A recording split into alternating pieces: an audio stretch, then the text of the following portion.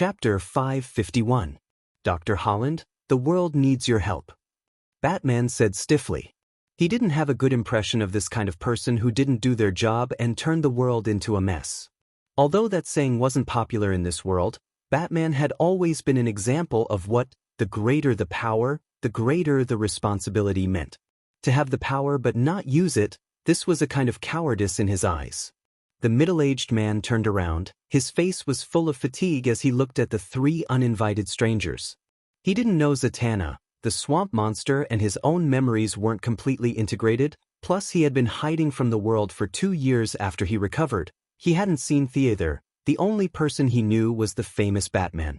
"I knew you would come to me. You want the swamp monster to help, but I can't do it now. I really can't. The green of all things has already abandoned me. They want to punish me. All the blame is my fault. I didn't want it to be like this." The middle-aged man was in pain as he spoke incoherently. It was obvious that he knew the current crisis the world was facing. His kind nature was whipping him every minute and every second. He wanted to stop all of this, but unfortunately, without the power of the swamp monster, he was just an ordinary middle-aged man. The swamp monster helped Thea purify her bloodline. It could be said that it gave her the first bit of help. Although the source was at the behest of Shang-Du, Thea had always remembered this favor. She didn't want to force the other party too much. She pulled back Batman, who wanted to beat him up. "Doctor, maybe you don't remember me, but I still have to say, even if you can't turn into a swamp monster for the time being, you can still help. We need the ecological restoration reagent you developed. As long as this reagent is sprayed all over the world, it can temporarily stop the spread of the black decay." "You're going to use technology to solve this problem?" Batman immediately became spirited. Technology was good, he was good at it. "It can only be called containment. I need to spend time to find the real cause. And the amount of reagent must be precisely controlled. It's not a good thing for the green of all things to spread to the world. You don't mind if I bring the doctor to your Batcave, right?" Batman couldn't mind even if he wanted to. Thea told Dr. Holland her plan. "You also know about the darkness of decay? Or you?" Thea didn't have time to explain to him. She brought the three of them back to the Batcave. Batman immediately asked Dr. Holland to study how to standardize the reagents. If they were to rely on the two of them to do it by hand, it would be too late. Zatanna, who had thought that there would be a magic war, was disappointed. Using technology to solve problems was not cool at all. Thea began to call the heads of state of several countries. All the large biopharmaceutical companies around the world stopped working and prepared to concentrate on producing reagents. The logistics department began to prepare the raw materials. Several rocket centers also began to prepare. As long as the production here was completed, they would pull the materials onto the rocket and launch it into the sky. Batman's reputation as a hack was well-deserved. As soon as Thea finished coordinating several aspects, he settled the production process. Several major biotech companies, including Wayne Enterprises and Quinn Enterprises, immediately began manufacturing like crazy. This was a battle for ecology. They didn't have to do it together. They launched batches after batches. The green reagents began to be sprayed all over the world with the help of rockets. Superman also joined in midway. He carried several tons of reagent barrels and threw them into the disaster areas. The effect was immediate. A large number of plants grew crazily and automatically suppressed the spread of the darkness of decay. For 3 whole hours, there was no more supernatural phenomenon around the world. The world's leaders celebrated. This was not a plague, but it was worse than a plague. It was too scary. If it could infect ordinary people, it could naturally infect them too. No one wanted to become a walking corpse. While they were celebrating, the people in the Batcave were still gloomy. This was only the first step. They hadn't found the mastermind behind the scenes, and they couldn't guarantee that the reagents launched would reach a balance with the ashes of decay. How could it be possible for Batman to calculate a balance between the two without a formula or theorem? Thea also felt that it was a bit difficult for Batman to calculate blindly. She asked Dr. Holland, that tree council or something, they should know the details of the entire incident. Or they could make you become a swamp monster again. Connecting to the green of all things should also allow you to understand the development of the incident, right? The middle-aged Dr. Holland's face was still gloomy. I don't know where you heard the name Tree Council, but I have to tell you with regret. If they don't contact me, I won't be able to enter that world. You won't be able to contact it either. Thea sneered in her heart. What was so great about a few tree ants? Wasn't it just a subspace? These green of all things and red of all things were very similar to origins. They were most likely wild origins from billions of years ago. It was only through the erosion of time that they combined with part of Gaia's will that they finally awakened their own consciousness and became something else. Now that they had become a part of the foundation of the world, there was no longer any possibility of them being absorbed. Thea could definitely trace back to the source to find this subspace, but it would be very troublesome. She had a better way. As long as I give you some green of all things, you'll be able to communicate with that place again, right? Thea asked the middle-aged doctor. You still don't understand what I mean. They rejected me and took back my power. I really want to help, but Thea raised her hand to interrupt him. The green of all things was very impressive, but it wasn't to the point where it could be used to dominate the entire universe. Furthermore, without Butcher Zhang, who wouldn't eat a pig with hair, Dr. Holland looked as if his entire family had died. He probably thought that he was the only one who could communicate with the green of all things. Thea contacted Poison Ivy. Poison Ivy, who was in Gotham, quickly arrived at the Batcave. This was her second time here. Poison Ivy still didn't dare to look at Thea, but she didn't mind. She glanced at Zatanna. The magician in fishnet stockings made her take a few more glances. Their gazes met in the air, mixed with some indescribable meaning. Doctor, look at her. She should also have the green of all things, right? Thea asked Dr. Holland with certainty. The middle-aged man's eyes widened. Of course, it wasn't because of Poison Ivy's appearance, but her essence. Although it was a little strange, Poison Ivy did have the essence of the green of all things. It was as bright as a lamp in his eyes. He noticed Poison Ivy's abnormality, and Poison Ivy also noticed his uniqueness. Thea, why did you ask me to come? This guy, see if you can give him a small amount of energy, Thea said, pointing at the doctor. Poison Ivy didn't know anything about the green of all things. From Thea's understanding, Dr. Holland was an official employee, and Poison Ivy was a hacker who took the access card. Now that Dr. Holland was fired by the company, he wanted to go back and apologize to his boss. However, he was rejected and refused to listen to his explanation. Therefore, his last resort was to ask for Poison Ivy's help. Although the way to obtain it was different, the essence of the power was the same. Poison Ivy just had to give Dr. Holland a little green leaf, and he would be able to extract the green of all things that he could use. This is enough. I've found the entrance to the green of all things. At this moment, many vines suddenly appeared on Dr. Holland's body, and many ancient patterns appeared on his face. He remembered his mission and didn't waste any energy on his body. Instead, he immediately communicated with the green of all things. He only closed his eyes for a moment, and he established a connection with the other side. Using this connection, he opened a small gap in the green of all things. I want to see what the green of all things is. Thea had been tracking his spiritual signal for a long time. Seeing Dr. Holland open a small gap, she immediately activated her divine power and chose to force her way in. Chapter 552. Dr. Alec Holland was dumbfounded. His eyes were blank as he said, "It's impossible for outsiders to enter the green of all things," Thea scoffed. It was true that ordinary people couldn't enter, but for a god, a subspace couldn't stop her at all. After testing the vastness of the space on the other side, she used all her strength and squeezed her body and mind into the space. She even dragged Batman, Zatanna, and Poison Ivy into the space. In the end, she even called out to the middle-aged doctor, "Dr. Holland, come in, your old friends are waiting for you." Dr. Holland could only smile bitterly.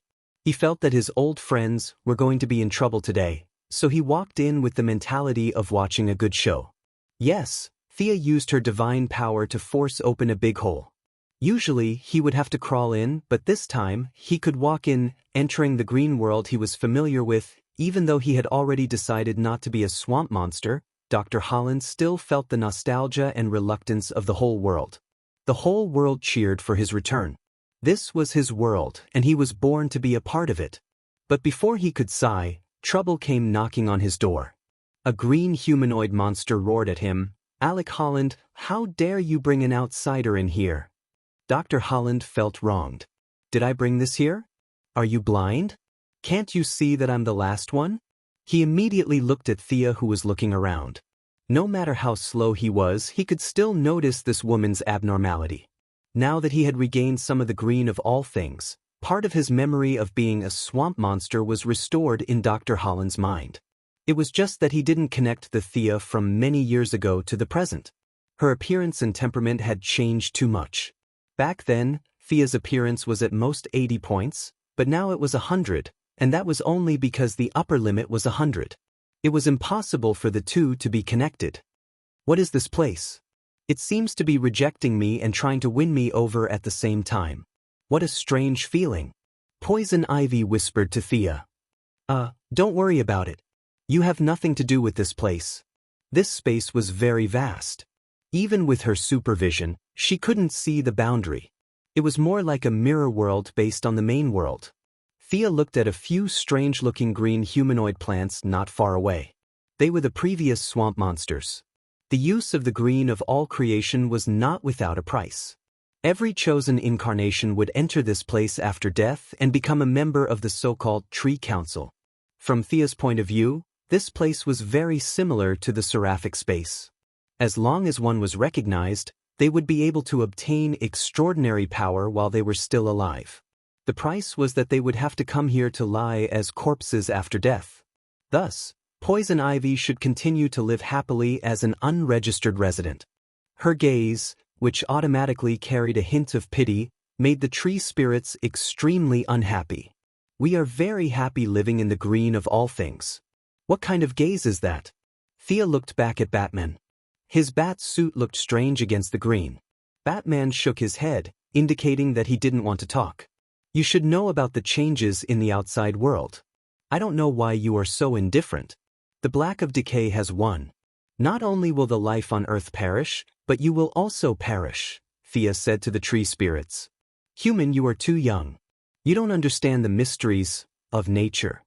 The leader of the tree spirits was interrupted by the abnormality in the space before he could finish his sentence. Thea was so angry that she laughed. The mysteries of nature of ghosts. This bunch of blind fools. Her sneer was extremely soft. However, the entire space was filled with dense fog because of her sneer. The air was filled with a murderous aura. The weeds where they were standing withered, the trees collapsed and weathered. The vines were like living creatures, hiding far away. The forest that was originally full of vitality was forcefully cleared into a wasteland thousands of meters wide just because of a sneer. "You dare to attack in the green of all things." Two impatient tree spirits were furious. However, they were pulled back by the leader of the tree spirits. He asked with uncertainty, "Which goddess are you? We have never had any dealings with the divine realm." "You don't need to know where I come from. I'm trying to reason with you." Thea was extremely pleased. These tree spirits that weren't even souls. If she didn't slap them in the face, they wouldn't talk nicely. "I don't care what conflicts you had in the past. Right now, the entire world needs Alec Holland's power. The humans in the outside world released a large amount of environmental reagents. Your green of all things should benefit the most. I request that you give him power again," Thea said firmly as she pointed at Dr. Holland. As for whether he was willing or not, she didn't have the time to care. Dr. Holland and this bunch of tree spirits were like a couple in a conflict. Both sides were entangled and neither side wanted to give in. This was why the situation had developed to such an uncontrollable state. Thea was prepared to use force to suppress it. "You can talk about it later when you have the time." Both sides were a little hesitant. However, Dr. Holland was a kind person. He was worried about the situation in the outside world and took the initiative to admit his mistake. Finally, he got the permission of the green of all things back. Thea felt a little emotional as she looked at the swamp monster that had turned back into a green giant. Many years ago, she thought that it was like a celestial being. Now it was just like that. It was similar to her initial guess. When she entered this space, she realized that this was indeed an origin. Or rather, it used to be an origin. Now that it had changed so much, it naturally couldn't help anyone ascend to godhood. However, after a long period of time, these mutated origins found a way to use their own power. That was to choose an ordinary person as an incarnation to control this power. Currently, the swamp monster looked like it had fused with a fake origin in Thea's eyes. If she wanted to forcefully define it, it could be called a fake god. From a macro perspective, it was similar to the vengeance squad that Granny Benevolent trained. It didn't have a divine position of its own. It looked bright on the outside but was actually empty. Just as the few of them were about to leave, Thea suddenly asked, "Does the green of all things know why the black of decay is expanding?" Originally, it was just a casual question and she didn't expect to get an answer. She didn't expect the other party to actually know. The old tree spirit who was the leader angrily said, "Humans are too impudent.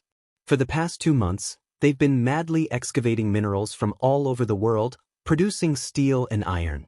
The living space of plants has been compressed to the extreme. The balance has been directly broken.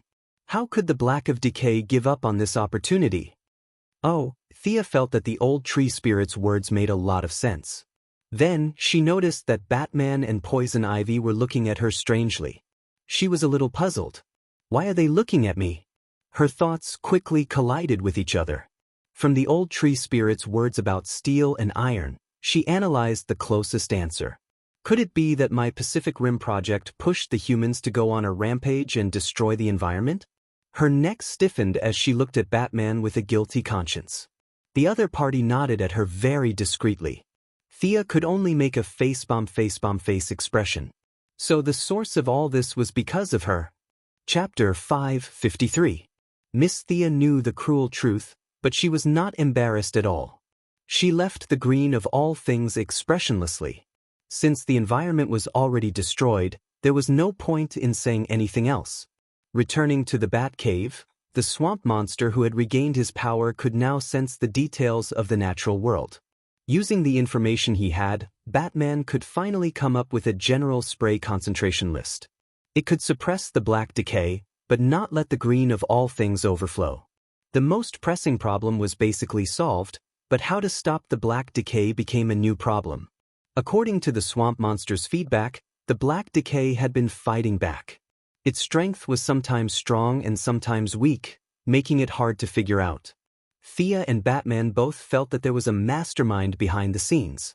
Analyzing the cause of the incident, finding the mastermind, and finally beating the mastermind to a pulp, this was how Batman did things in Gotham for more than 10 years.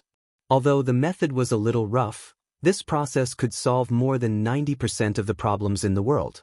Thea could not come up with a better solution at the moment. The only problem was, where was the mastermind? Maybe Abby can help me open a passage to the black decay? The swamp monster probed. No need, the black decay's time flow is too different from the outside world. The green of all things are plants, so their time flow is the same as ours. The black decay is the dead, so I don't think they need time. Get rid of this idea immediately. Don't go in. Thea immediately rejected his idea. In the original timeline, the green of all things warrior and the animal hero valued by the red of all things warrior, these two hot-blooded youths wanted to fight back and plunged into the black decay. The ratio of time between the two worlds was 1 minute compared to 1 year. This was because they had taken away most of the power of the green of all things and the red of all things. When they came out, they discovered that the balance had been broken. The entire world had been tainted by the black of decay, turning into a country of decay.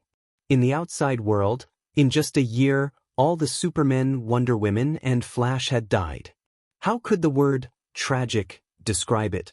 Thea would never allow them to do such a brainless thing. Miss Abby, whom the swamp monster mentioned, was also a tragedy. She was the lover of the swamp monster, but at the same time, she was also the embodiment of the darkness of decay. The two of them acted out the natural world's Romeo and Juliet.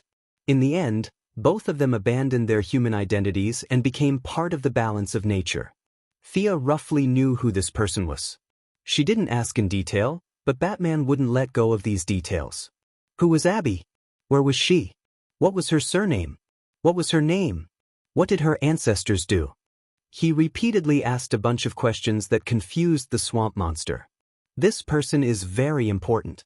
We should keep him within our sights and protect him.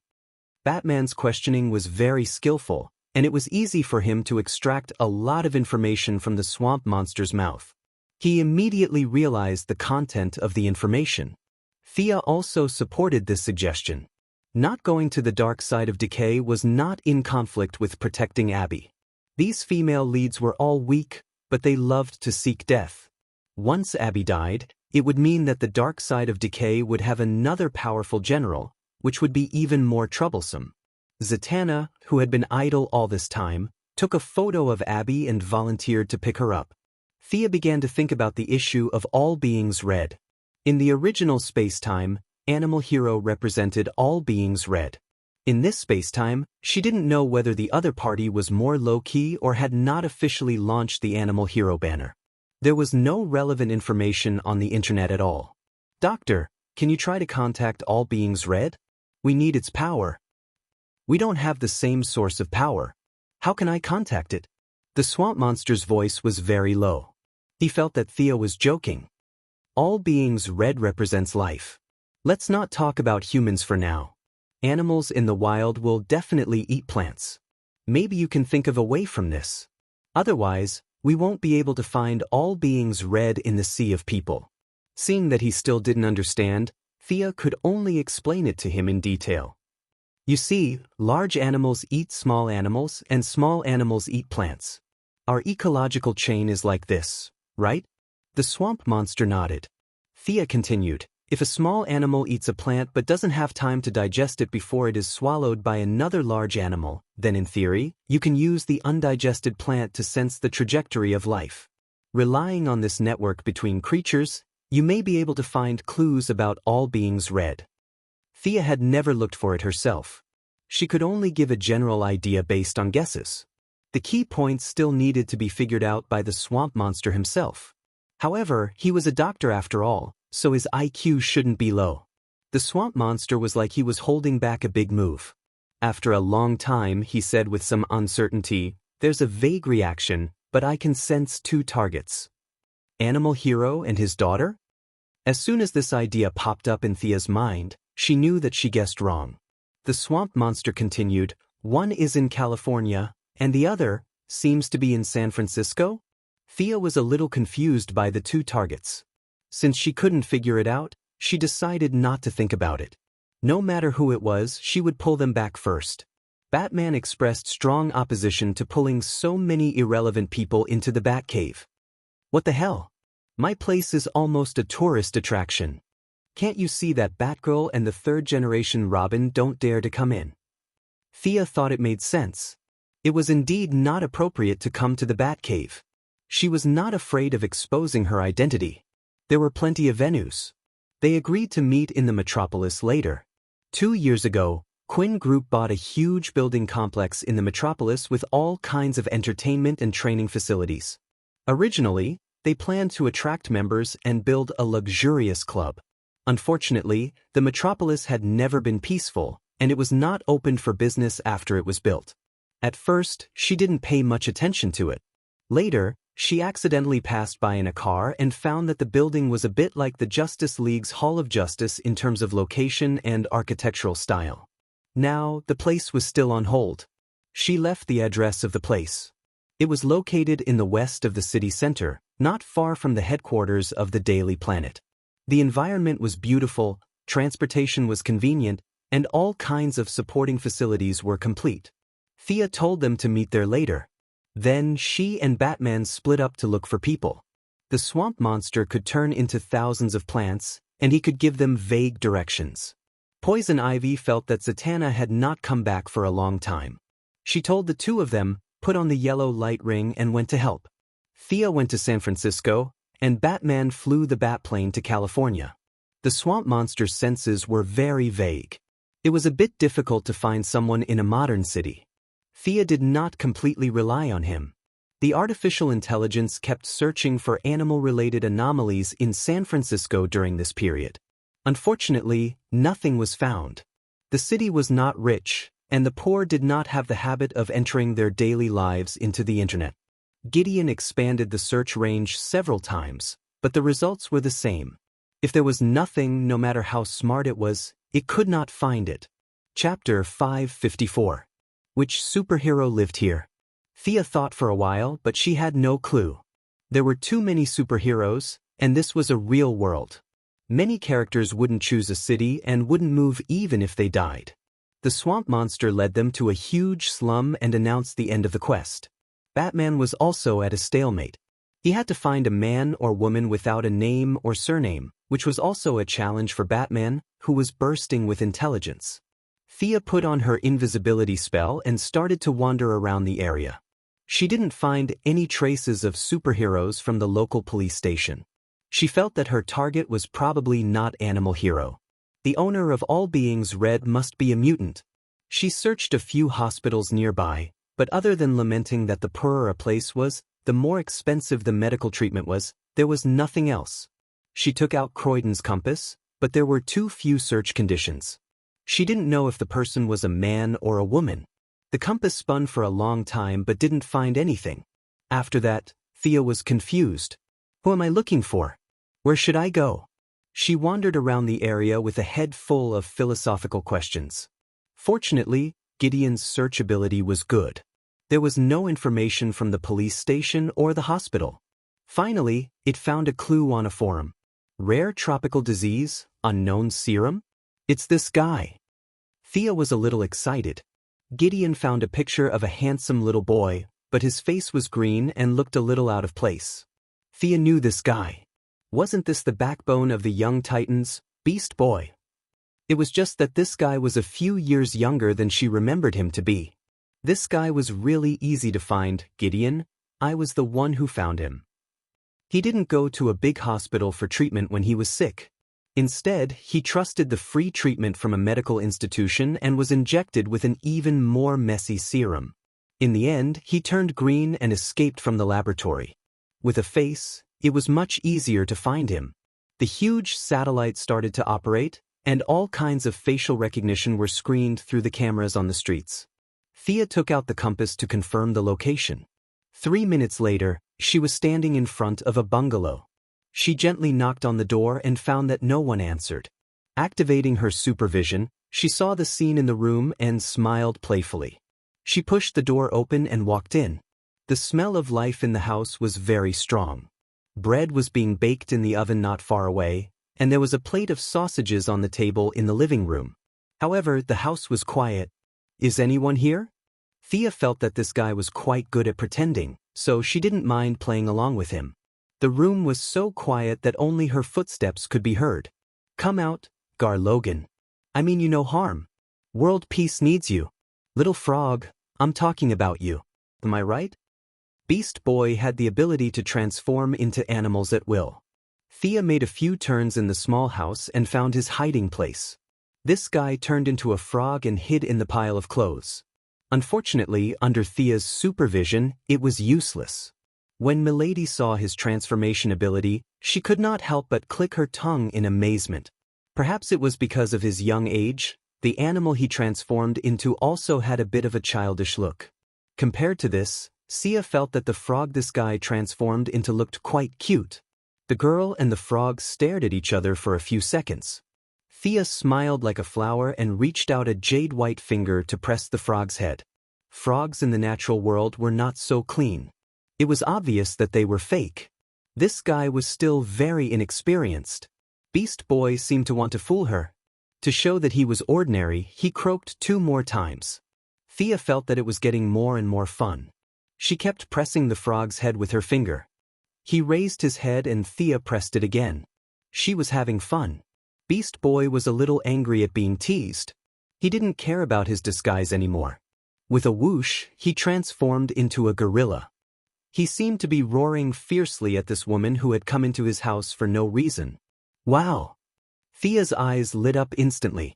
Unlike Jared, who was a big and black gorilla, Beast Boy's transformation suited her taste very well.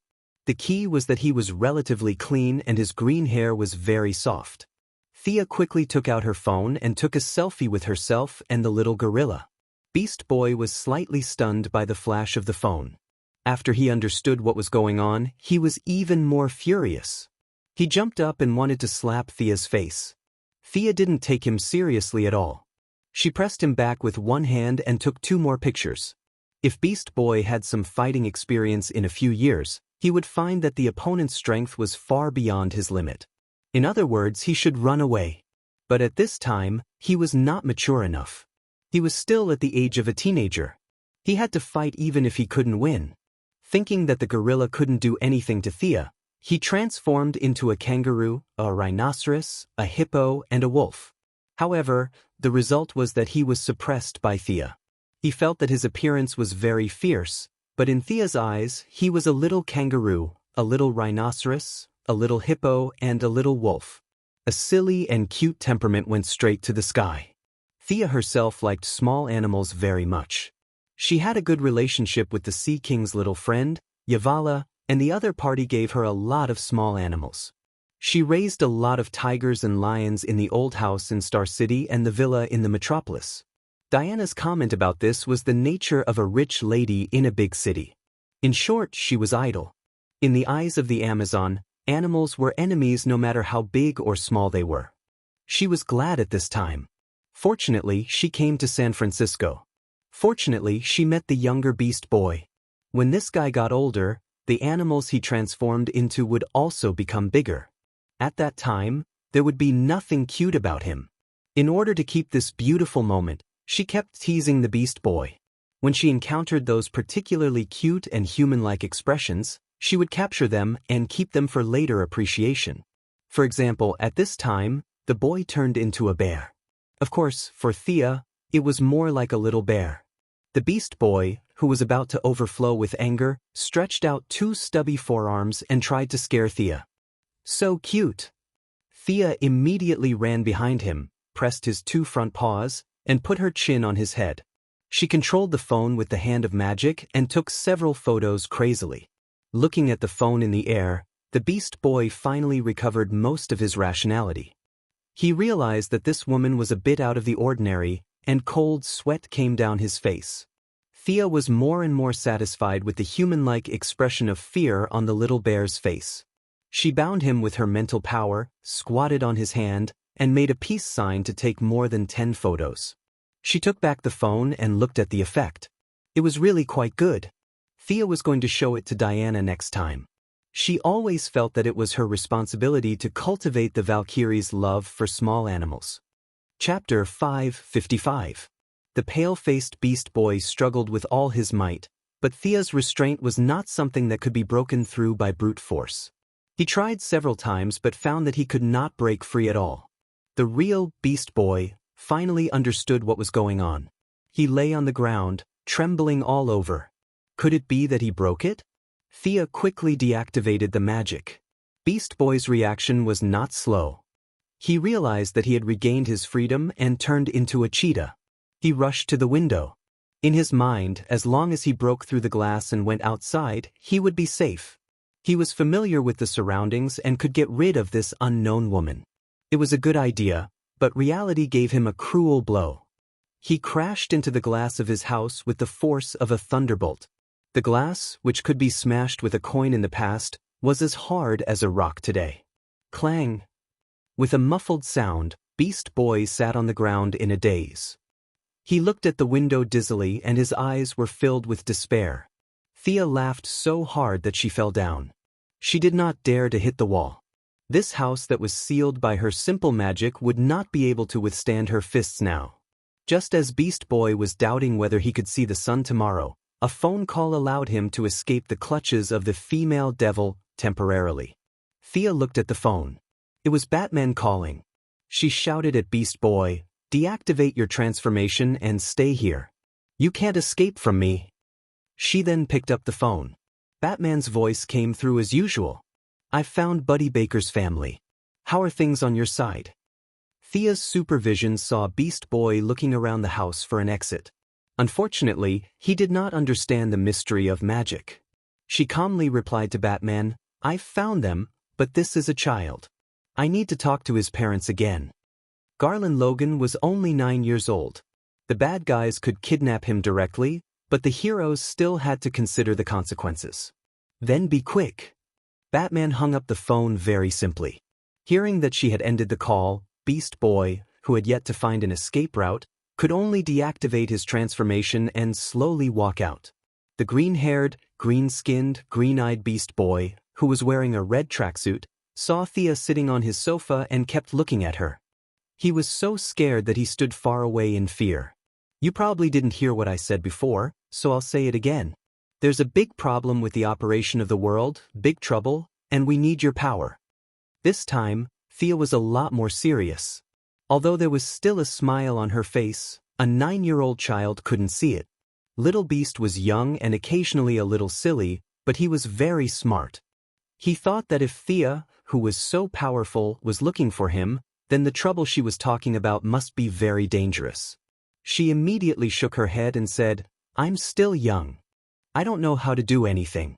She was very careful and revealed the face of a child who was about to be abducted. Thea looked at him carefully and didn't say anything. Animal Man was a legitimate chosen of all beings red. This guy was similar to Poison Ivy, who also took advantage of the loopholes to obtain some of the power of all beings red. No matter what, there was no harm in bringing him along. He didn't look like he came from a good family, but he didn't do anything evil despite having such a strong ability. It was obvious that he was a natural-born superhero. Thea's ability to bluff people was almost maxed out. She immediately started to analyze the seriousness of the current situation and pointed out the value of his ability. Looking at the whole human race, she raised his importance to an unparalleled level. Even if this incident is over, you still need to train your own ability, as well as basic social interaction and school. These are all things you need. Speaking of school, Beast Boy was a little depressed. My classmates in school are avoiding me, my skin. Thea felt that it was far more than what he said. Bad kids were everywhere in America. It would be a joke if she didn't bully a green-skinned one when she suddenly saw one. Like Superman, the Flash, and so on, they were all bullied when they were young. Furthermore, Beast Boy was so green-skinned, it was normal for him to be treated with disdain and beaten up. Those with a weak temperament would become villains when they grew up with abilities. Those with a strong temperament would become heroes when they grew up. This was a very important mental journey. She wasn't prepared to interfere with other people's growth process. Instead, she sat quietly on the sofa and waited for something. What are you waiting for? Where are you protecting world peace? In San Francisco? Beast Boy asked tentatively. I'm waiting for your parents. I'm not a bad person. There are a lot of things that I need to explain to them. Also, you have to come with me to the metropolis. All the resistance forces are gathered there. Beast Boy's mind instantly flashed with a bunch of righteous heroes fighting monsters. As a kind-hearted person, he felt that it was very emotional. However, he quickly realized something. My parents get off work very late. They won't be home so early. Don't worry. 3 minutes ago, I bought your father's transportation company and your mother's supermarket. They're on their way home, Thea said lightly. It was only a few million. It wasn't worth mentioning at all. Beast Boy's mouth formed an O shape. He stared blankly at the Demon Queen. He was still young and didn't know what all this meant. Thea closed her eyes and waited for 10 minutes. A middle-aged couple walked in. Mr. Logan had grown a big beer belly in his middle age. He looked a little worried. At the same time, he didn't have any sideburns on his face and 3 sharp blades wouldn't come out of his hands. Thea felt a lot more relieved. Unlike the 9-year-old Beast Boy, the couple knew Thea. At least, they had seen her on TV. Now that they heard her solemnly say that there was a world crisis and that she needed their son's help, the two of them felt dizzy as if they were in a dream. Thanks to CNN's fearless reporting, many citizens also knew that strange things were happening around the world. However, they felt that it was very far away from them and treated it as a topic of conversation. Now, a heavyweight like Thea was talking to them face to face. She even bought the companies that they worked for in order to save time. The leaders of the companies urged them to go home to discuss this matter. The two of them felt that the survival of the entire human race was on their shoulders. Beast Boy's sense of justice was inseparable from his parents. The couple quickly made up their minds and agreed to let Thea take Beast Boy away. I'll bring him back safely. Don't worry, the other adult is the main force. Jared Logan's power is just a precaution. Thea comforted the two middle-aged men. Her celebrity status was still very useful. Although the two of them were still worried, they still let Thea take their son away. Teleporting in front of ordinary people was an unusual thing that would increase the psychological pressure on the two. They would think that their son was going to do a particularly dangerous mission. Sia dragged Beast Boy until they were out of sight before activating the teleportation. Chapter 556. After a simple teleportation, Beast Boy Garland Logan had yet to break free from the melancholy of leaving his parents when he found himself in a strange place. Kid, welcome to the metropolis, Sia introduced proudly when she saw Beast Boy poking his head out to look around. The metropolis? They were thousands of miles away in the blink of an eye? Beast Boy did not believe it, but he was still traumatized by Thea's teasing, so he did not dare to refute. When they entered the Hall of Justice that Thea named herself, Poison Ivy and Zatanna had already returned with the swamp monster's girlfriend, Miss Abby. Batman's fighter jet was still on its way even though it had left earlier. Beast Boy also saw the swamp monster and Poison Ivy, and immediately found his balance. So, he was not the weirdest. Abby, who had a head of silver hair and was dressed fashionably, attracted Thea's attention. At this time, this fashionable woman was hugging the swamp monster, which was covered in vines and did not look like a human. The ghastly scene made her feel a little uncomfortable. She told Beast Boy not to run around and turned to ask Poison Ivy, "What's the delay? With your and Zatanna's strength, what kind of monster can trap you?" Poison Ivy said a little gloomily, "When I arrived, Zatanna was attacking a huge guy made of bones and rotten flesh. It called itself Storm God Seth. My plants did not respond to me at all. I had to rely on the power of the light ring to fight my way out." Storm God Seth? Thea thought about it but could not remember. There were too many gods on Earth in the past, like the Hawaiian shark god that she had killed. It was very obscure and not many people knew about it. Those who did not study the local history would not have heard of it. The Seth that Poison Ivy mentioned also had the same problem. It was most likely a god worshipped by a small tribe. It was taken away by the twilight of the gods and was now pulled up by the black of decay to be a fighter. However, this kind of thing was a weak god when he was alive and was even weaker after death. As one of the new gods, Thea did not take it to heart. He then asked Zatanna about it. As a descendant of Da Vinci and an outstanding mage with a legacy, she should not be afraid of any evil gods. However, the Black of Decay's special characteristic allowed all living things to possess the characteristic of being immortal. Zatanna had taken Seth apart 3 times, and he had been revived with full health. If not for Poison Ivy materializing the lamp ring and giving her a fierce beating, she would not have been able to kill her way out so easily. The few of them chatted for a while, and they all noticed Beast Boy. This child had been quiet for 3 minutes, and then he became active. He looked around and touched many technological devices that he had never seen before. He was curious about everything. When he was playing a game on the computer, he was shocked when he saw the person who walked in. His voice was filled with excitement. "Batman?" This made Thea very unhappy. "You know Batman but not me? Fine, just you wait." However, she did not have time to play with the kid. Instead, she looked at the family of 3 behind Batman. Animal Man, his wife, and daughter were slightly different from Green of Creation.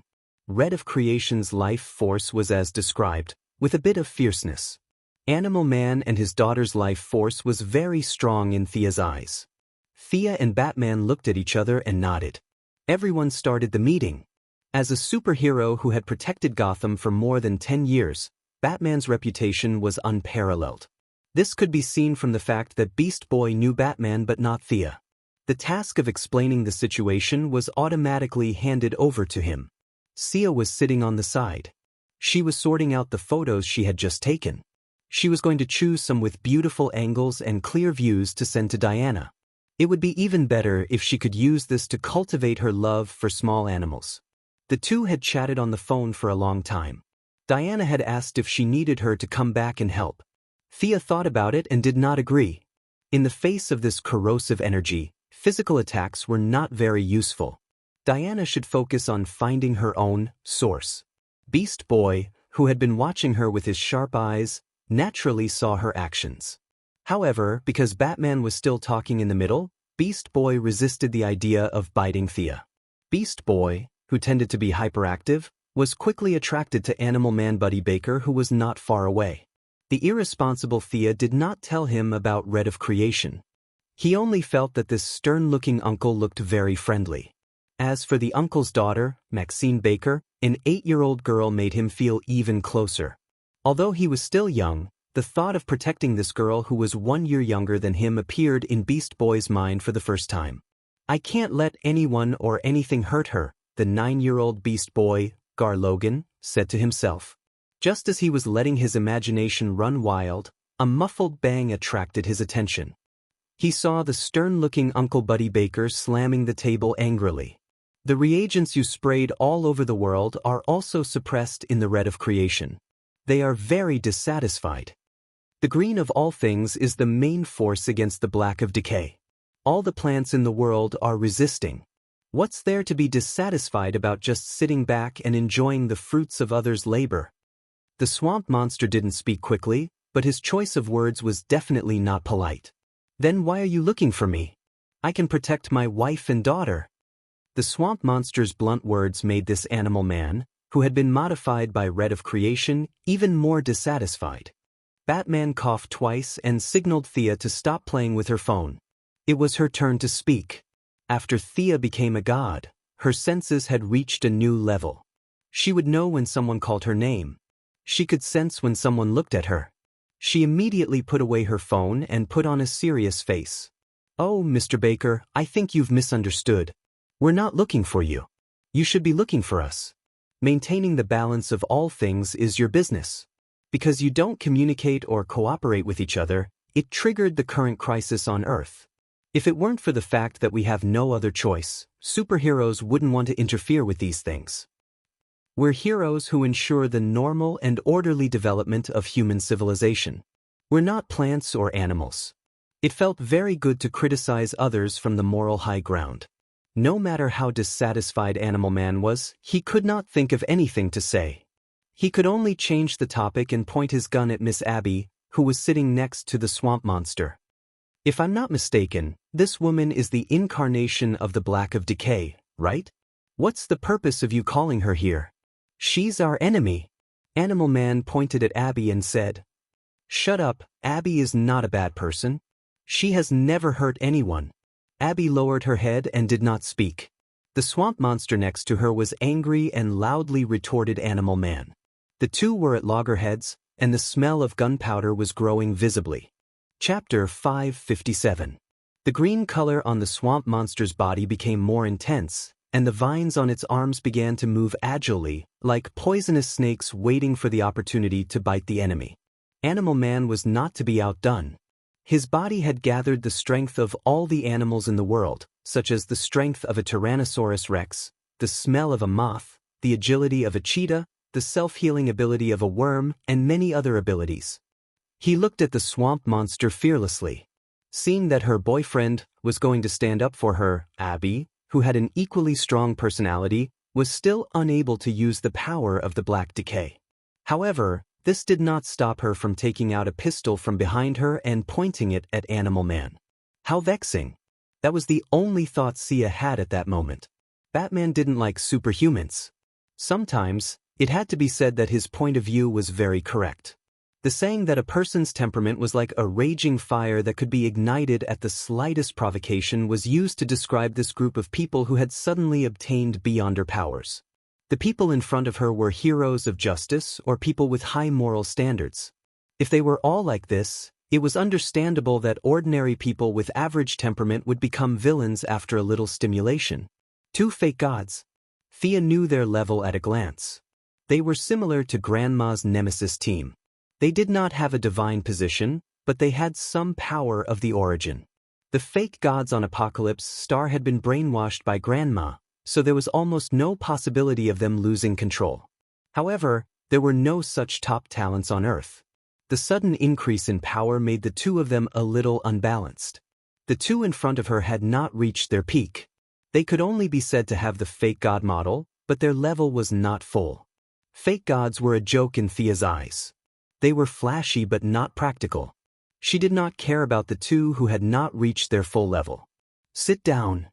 Her voice was soft and slow. No one in the room heard it. The two who had accidentally fired their guns felt a huge pressure. It was not a physical pressure, but a heavy pressure that emerged from the depths of their souls. They had a very mysterious feeling that if they did not sit down, their souls would be crushed. The two of them sat down slowly, dumbfounded. Abby, who was holding a pistol, saw that the situation had calmed down. She did not know what had happened, but she sat back down obediently. Batman spoke again. "The black decay is only temporarily contained. It is fighting back every minute and every second of our conversation. I would like to ask Miss Abby, is there a mastermind behind everything?" Everyone's eyes focused on the silver-haired woman's face. Even though Miss Abby was famous for being a man, she was still a little embarrassed at this moment. She stammered and could not say anything. He didn't need to learn facial expressions to know that she didn't have any information at all. Batman could only look at Thea. What should he do now? Shall we gather all the relevant people together and hold a democratic meeting? Thea thought for a moment. Can Miss Abby still connect to the black of decay? The silver-haired woman's shoulders trembled in fear, as if she had thought of something bad. She hesitated for a moment before saying, "All these years, I've been in the green of all creation environment to suppress the call of the black of decay. As long as I don't die, I should be able to connect." "But do you want to go in and ask? Is it the same as the green of all creation before?" Batman asked tentatively. "I'm not going. The flow of time between the two worlds is different. I haven't reached the point where I can ignore time." Thea firmly rejected this proposal. After fusing with the source, her life had reached an infinite number, but it didn't mean that she could ignore time. New gods who fused with the source could cross the two ends of the timeline. The source was her, and she was the source. The source was at the beginning of time, and she was at the end of time.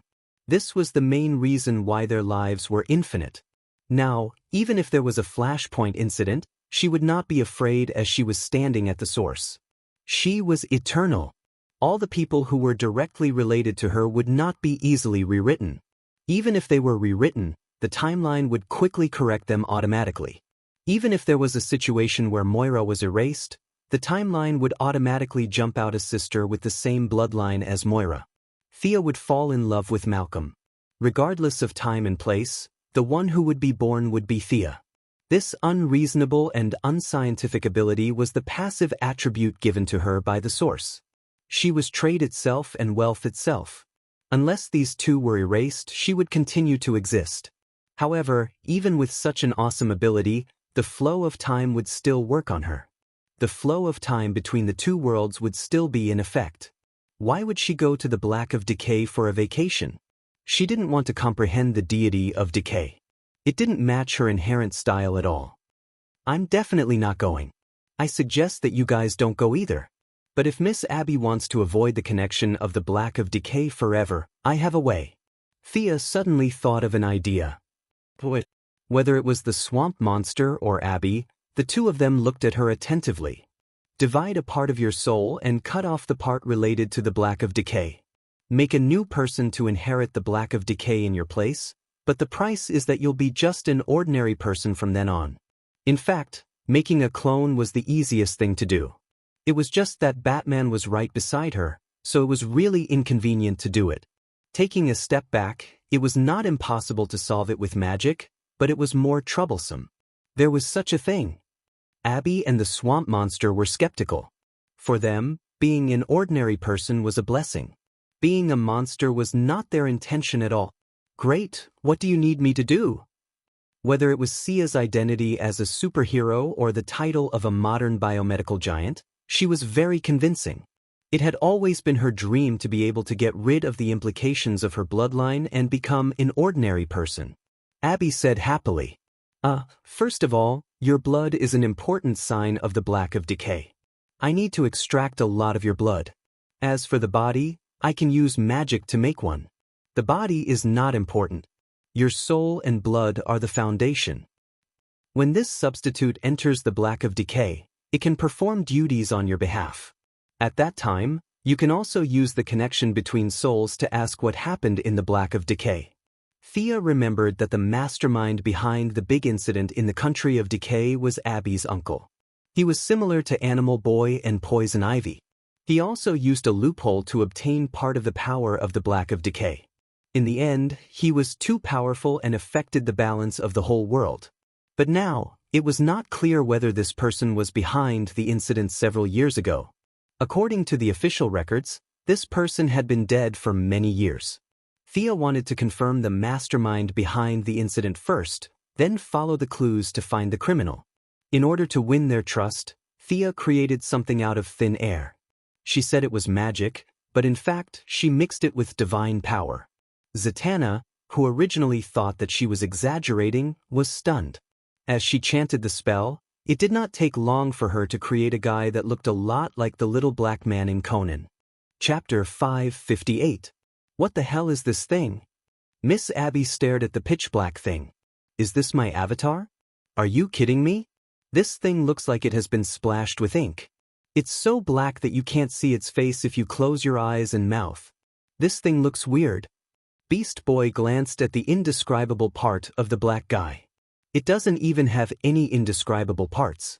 How can this thing be used as a human? It's just a substitute. It has no brain. Don't look at me. This guy doesn't have an organ called a brain. There's no heart, no spleen, no kidney, no blood circulation system, and no hematopoietic function. In fact, Miss Abby, your blood is just a pass to me. The kingdom of decay doesn't need blood. The key is your soul. Thea looked at them surrounding her for 3 minutes. Even Batman and Zatanna looked at her curiously for a long time.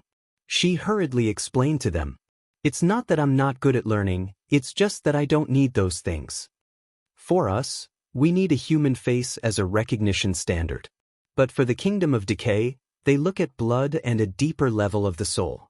Am I right, green of all things and red of all things? Thea turned to ask Swamp Monster and Animal Man. Both of them felt that what she said was specious. They were all modern people and only knew a little about such a mysterious thing. They both pretended to know and nodded. The second step, draw blood. Miss Abby, lie down in it. Thea took out a very famous medical cabin. Now this thing was spread all over the world. 70% of the world's medical workers were forced to change their profession because of it. The good thing was that everyone was used to it. Miss Abby didn't hesitate too much and lay down in it. In less than 10 minutes, 10% of her blood was drawn. The medical cabin didn't just draw blood. At the same time, she was injected with an injection to mobilize her hematopoietic function. Even if she lost 10% of her blood, Miss Abby still looked normal when she came out of the medical cabin. Dividing the soul was not a small matter and definitely couldn't be performed in public. This was Thea's place. She pulled Miss Abby to a small room at the side. For bad people, she could just directly draw their souls. There were many spells in Morgan Le Fay's magic book that could do this, but Thea's current identity of justice made it impossible for her to do things so simply and violently. Fortunately, this was not a problem for her. She directly used the Wealth God Power's bewitching ability to enter the deepest part of her soul. How unbearable! In the spiritual world, Thea saw Miss Abby's soul. Her mortal-level spiritual power had been corroded and riddled with holes. Countless monsters that could only be seen in nightmares were running rampant in her spiritual world. They were old, rotten, and the entire spiritual world was filled with destruction. Even though she was already a god, Thea was still choked by the rotten smell in Miss Abby's soul. It was not because she had done many bad things, but because of her nature. This kind of essence could make a spiritual body without the 5 senses feel rotten, which meant that the other party had infiltrated very deeply. After adjusting the synchronization of their souls, Thea began to slowly exert her strength, using her own strength to drive Miss Abby's soul out of her body. A stench that was 10,000 times worse than stinky tofu and rotten eggs began to fill the room. Thea almost fainted from the smell. She hurriedly set up a barrier on the surface of Abby's soul. If this stench spread out, at least a third of the citizens of the metropolis would die. After everything was set up, she had time to observe the other party's soul. It was not an exaggeration to say that it was shocking. A normal person's soul was colorless and transparent, but some mages' souls showed the color of magic when they were alive. That was because magic had penetrated part of their soul essence. In front of her, Miss Abby's soul was turbid, like mud, or like some kind of expired product after being exposed to the sun. The only good news was that her head was still clear, so the cutting plan would not be abandoned halfway. If she directly used the holy sword, Thea was afraid that she would purify the other party. The father's dagger was also not a good idea. Miss Abby's current posture was more evil than a kind grandmother. The father's fire of justice would burn her to death in seconds. Thea could only use the slowest way to deal with it. Divine power could be used anywhere, so naturally, it could also be used for cutting. She could just cut off whatever she did not like. Even if she was done, this person could not be kept, because her soul would be cut into pieces. Even if the father came, he would not be able to put it back, and it was better to let it go. Letting it go was the best way. It was absolutely correct to say that mages were a group of people who were good at courting death. Thea had such a soul simulation spell in her hands, which was inspired by the mages of modern times from the tower spirit of the Mage Tower. They would place a simulated soul in their house to do some auxiliary work for their apprentices. This spell had nothing to do with fighting, but it was very suitable to be used here. Thea created a huge soul outside Miss Abby's body so that it could be used to carry the decayed souls. After the two sides were connected, it could be seen that the decayed part was trying to infect the new soul. Thea no longer hesitated and began to use her divine power to force the decayed souls to move away. Unable to connect to the decaying black, the impurities in Miss Abby's soul were like rootless water. Naturally, they could not compare to Thea, who was full of divine power. They began to unconsciously move towards the new soul. Thea swept the soul 3 times, and finally forced all the impurities back into the new soul. The new soul, which was originally like a water ball, began to develop into an irregular shape due to the excessive filth. After receiving nourishment from the new soul, the impurities began to clamor again. Countless voices in the soul were shouting, as long as they were left alone, they would soon be able to attack the original body. Gathering 10% of her divine power, Thea made a light stroke at the connection between the two sides, and then pushed Miss Abby's soul back into the body. She began to focus on fixing this mass of impurities. "I'm so dizzy. This is what's in my body." In less than 3 minutes, Miss Abby woke up. The heavy burden that she had been carrying for many years was finally released. Although her head was still a little dizzy, her spirit was very good. She looked around in a daze, and only then did she see the dirty mass that Thea was fiddling with. It was terrifying and had a sense of disgust towards the living. Based on her intuition, she knew that it was her, or rather, it used to be a part of her. "I can't believe that I have such an evil nature." Miss Abby covered her mouth in shock. As if she was afraid that the mass of impurities would find her again, she moved back a few steps with her hands and feet. Thea did not want to popularize the idea that white was not justice, and black was not evil. For someone like her who only wanted to be a normal person, a black and white worldview was most suitable for them. There was nothing wrong with something simpler. Chapter 559. Miss Abby, please bring me the dummy I made before, and the blood in the medical pot. The extraction code is H6E5. Thea could actually summon it with a spell, but she thought that if she gave the young lady something to do, she might stop overthinking things. Miss Abby saw that the separated monster was becoming more and more ferocious. She did not dare to stay any longer and hurriedly ran out. When she saw the little black man still standing in the same place, she thought too much. Is my true nature a black man? A black body with a black soul?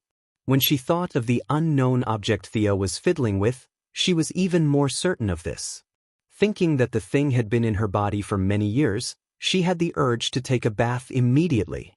However, she also knew that now was not the time to answer the question of the swamp monster and the others. She took out a 500 milliliters storage tank from the medical pod and ran back with the little black man on her back. She only had one thought in her mind, and that was to end everything quickly and let her be an ordinary person. "You're quite fast." Thea saw that her face was pale and thought that her soul was seriously damaged.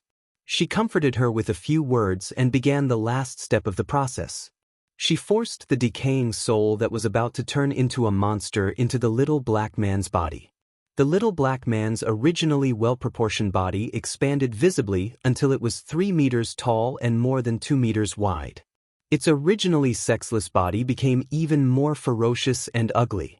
The decaying soul caused the little black man to crawl instead of walking upright. An arm grew out from each side of his ribs. The head that was originally so black that no one could see a person split open from the middle. A head full of sharp teeth roared at the two of them, showing off its might. Thea did not spoil it and directly poured Miss Abby's blood into its big mouth. Anyway, there was no blood circulation system, so it did not matter where it went. After that, it was time for the main event. Thea began to manually adjust the flow of time around the monster. It would take time to find the entrance to the darkness of decay. This monster was about to go berserk at any moment, so it was necessary to calm it down first. After setting up a time barrier with a ratio of 100:1, the monster was knocked out. When it woke up, it would have entered the darkness of decay. "How is it, Miss Abby? Can you still communicate with this guy?" Thea pointed at the monster and asked. Miss Abby sensed it carefully. "The connection is very slight, almost indistinct." Thea nodded. This was in line with her expected goal. Miss Abby was destined to be the spokesperson of the dark decay. Now that she had cut her, even if the effect of the doppelganger was good, the connection between them would not be completely cut off. "I know it's a bit difficult, but you have to communicate with it again. Only by controlling it can we understand what happened in the black decay. It is temporarily trapped by my magic. It is not difficult for me to destroy it, but the difficult part is communicating with it. You are originally one with it, and with that trace of feeling, you are the only one who can control it. As long as it inherits your original position in the darkness of decay and does not wantonly destroy it, all of this will truly end. Let it calm down and accept your control. This is fate. You cannot avoid it." Thea broke down the logic and explained it to Miss Abby. Miss Abby's manly personality finally gained the upper hand. She would rather die than die. After all, she would not be the one to suffer in the end. All she had to do was talk to this monster. "Let's do it." Following the method Thea taught her, with the help of the inherent connection, she began to calm the monster that had fallen into chaos due to her soul being sliced. This was originally a part of her, and they were of the same origin. The monster whose body was unconscious but whose soul was still roaring angrily discovered Miss Abby. It was still the same familiar voice and smell. The split soul felt the existence of the main body, and like an abandoned child, it kept crying in the soul world. The manic thoughts were gradually calmed down, and the evil-looking soul slowly calmed down. Thea did not retract her magic. A time barrier with a ratio of 100:1 was just right. Such a slow flow of time could reduce some of its hostility. When it finally adapted and accepted it, and finally became accustomed to it, this process would cause a change in its personality. There were very few people with a slow personality who could be bad. At least, that was what Thea thought. Miss Abby's evil side should not be seen by others. Thea softly told her to continue calming the monster while she walked out. As soon as she walked out, she realized that there was a lot of commotion outside. "Uncle, don't hit me. I don't mean any harm. Listen to me." The one who turned into a small cheetah and ran for his life was Beast Boy. Behind him, the one who was so angry that he could not speak was animal hero Buddy Baker. Although he did not have the ability to transform, he also had the speed of a cheetah. The two of them were basically at the same speed, one in front and one behind. Thea was puzzled. She did not know what the two of them were doing. Fortunately, this was her territory. She pulled up the surveillance camera and looked at it. When she saw it, she almost burst out laughing. It turned out that after she took Miss Abby away, a few adults gathered in 2s and 3s to chat. The only two children present, the 9-year-old Beast Boy and Animal Hero's daughter, the 8-year-old Maxine Baker, were together. There was a slight difference between them and the swamp monsters. In fact, Beings Red was really interested in Maxine Baker. This 8-year-old girl was the real representative they had chosen. Animal Hero was just a side character. As the official worker of Beings Red, the little girl's attraction to Beast Boy was not ordinary. Beast Boy, who was originally very funny, used all his tricks to make the little girl happy. Thea's previous training seemed to have opened a door for him, and he mastered the essence of picking up girls without a teacher. This guy turned into all kinds of small animals to tease Maxine. The transformation of a tiger cub and a lion cub, the petite figure, the comical movements, and the human-like expression made the little girl, who was very friendly with animals, laugh. When Animal Hero heard the laughter and turned to look at his daughter, he saw Beast Boy turn into a small elephant and perform a squirting performance. "How dare you flirt with my daughter in front of me?" Animal Hero was furious. What followed was the chase that Thea saw when she came in. Animal Hero's pursuit of Beast Boy seemed fierce, but in fact, it was not dangerous at all. Buddy Baker was a superhero and an adult. How could he make things difficult for a child? At most, it was just a matter of beating him up. No one took it seriously. When Batman saw Thea walk to his side, he said slowly, "This place is not bad. It can be used as a meeting place to discuss problems in the future." "Huh? You're afraid that everyone will go to the Batcave, so you're quickly looking for a replacement, right?" Thea understood his thoughts and nodded in tacit agreement. To be honest, every time they discussed something about world peace and human development, it was really inharmonious to run to his cold cave to discuss it. It was also a good thing that superheroes had an open and above-board meeting place. Chapter 560. The matter of the venue was not important at all. The two of them settled it while chatting. This made a certain someone, who always had a meeting in the Batcave, secretly sigh in relief. "Can we counterattack now?" Animal Man and Beast Boy were still chasing each other, while Thea and Batman were having a serious discussion, forming a very strange scene. Of course, let's go to the first few places where the abnormality was first discovered. If my guess is correct, the black decay should be the tentacles that extend from those places. Eliminate the monsters, find the mastermind behind the scenes, and then suppress the spread of the green of all things. At the same time, rely on Miss Abby to find the passage on the other side and put her soul clone in. Thea counted with her fingers as she explained a few steps to Batman. These steps had to be carried out at the same time, and it was really inconvenient to have few people. In addition, coordinating the cooperation was also a very brain-intensive task, so these chores were naturally packed up and handed over to Batman. As a senior among the superheroes, he was indeed very suitable for this task. Just by standing there majestically, Animal Man and Beast Boy automatically stopped chasing each other. Batman said a few words about the next battle arrangement. Superman, who acted as a human flesh-spraying machine, also flew back. He had sprayed 7 or 8 buckets of green reagent, and his cloak and tights were stained with a lot of green. However, this hero, whose duty was to protect humanity, did not have time to care about the issue of clothing. Instead, he asked for the latest information. Hearing that the counterattack was about to begin, Superman also volunteered to participate in the battle. Batman, having Superman's combat power is enough. You should stay at the back. Thea was afraid that he would be infected by the black decay, and the loss of humanity would be too great. I've done my research. The black decay is spread by mosquitoes and flies, not by air. I'm already prepared. You guys wait. Batman arrogantly left the two in front of him and went to the back to change his clothes. He came out in less than 3 minutes. He was still wearing the black batsuit, but the material of the clothes looked a little familiar to Thea. Now, Batman's entire face was covered, and not a trace of his skin was exposed. His voice was even more dull. Familiar, right?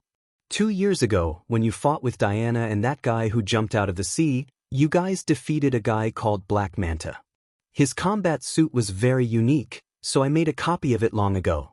This suit is airtight, and even nano-sized needles can't pierce it. It's enough to deal with those mosquitoes. Thea could only give him credit. He had nothing better to do, so he decided to copy someone else's battle suit just because it was unique. This was very Batman. However, his judgment was right. Black Manta's battle suit couldn't even get into his body, so dealing with some slightly more powerful mosquitoes was no problem. Thea had a divine body, so the Black Decay's rules couldn't affect her. Superman's body was even worse. If mosquitoes could break through his defense, he should just go back to Kansas and farm. Now that Batman's safety was guaranteed, the three of them were officially a team. The Swamp Monster and Animal Man also had their own immune systems, so they could follow. However, they didn't know that they had changed from the original protagonist to a supporting role. The rest of the group wasn't suitable to follow. Poison Ivy didn't have the complete green of all things ability, so the Black Decay could still work on her body. Zatanna's magic was extraordinary, but unfortunately, her body was still that of an ordinary person, so she didn't have a strong defense. As for Animal Man and the others, they didn't mention it at all. No matter how bad they were, they wouldn't let a 9-year-old child take the lead. Boy, I'm telling you, protect my daughter. If she loses a single strand of hair, I'll kill you. Animal Man changed into his battle suit and threatened Animal Man. Thea looked at Animal Man's frightened face and wanted to laugh. She resisted the urge to interrupt their affectionate farewell and introduced them to the others who were going with them. Everyone, let's go to Wyoming first. The mosquitoes and flies there are mutating too quickly, and the government can't suppress them anymore. They nodded immediately, and Thea directly teleported the four of them to Wyoming. The actual situation here was far worse than imagined. The government, military, and civil groups were all trying to kill the mosquitoes and flies everywhere. Unfortunately, the mutated mosquitoes and flies seemed to be endless. Everyone tried everything to stop them, but it didn't work. Instead, more people became zombies because of the spread of mosquitoes and flies. The place where the plant growth reagent was sprayed was also a key area. With a large number of plants, they barely managed to maintain a stalemate with the mosquitoes and flies. Looking at the overwhelming number of mosquitoes and flies, Thea felt a little disgusted. After thinking about it, she really didn't have any good spells to deal with these things.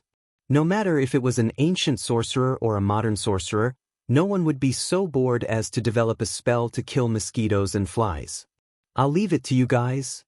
Thea felt that she was responsible for coming up with ideas and ideas. She was just a part-time driver. Such a dirty job should be left to the strong guys. They didn't waste any time and began to kill the mosquitoes. Batman directly threw out a device similar to a mosquito lamp, which emitted a blue fluorescent light to attract the mosquitoes and flies. Superman relied on the combination of his supervision and superhearing to sweep a large area with heat rays. The above two were only considered amateurs. The Swamp Monster and Animal Man, who had strong backing, were much more professional. The Swamp Monster directly took over the control of all the plants in the area. Plants had their own way of hunting mosquitoes and flies, but they didn't cooperate before. With the arrival of the Swamp Monster, the plants began to fight back under his command. Many pitcher plants rose from the ground. These plants secreted a kind of juice that was very delicious to the mosquitoes and flies. The next step was to close the door and beat the dogs until they were slowly digested. The first to be hunted was the Venus flytrap. This kind of carnivorous plant in nature had exceptionally enchanting and beautiful leaves. Under the urging of the green of all things, the fresh and delicious leaves attracted mosquitoes and flies to rush up one after another. However, the result was that they were all digested into a pool of pus without exception.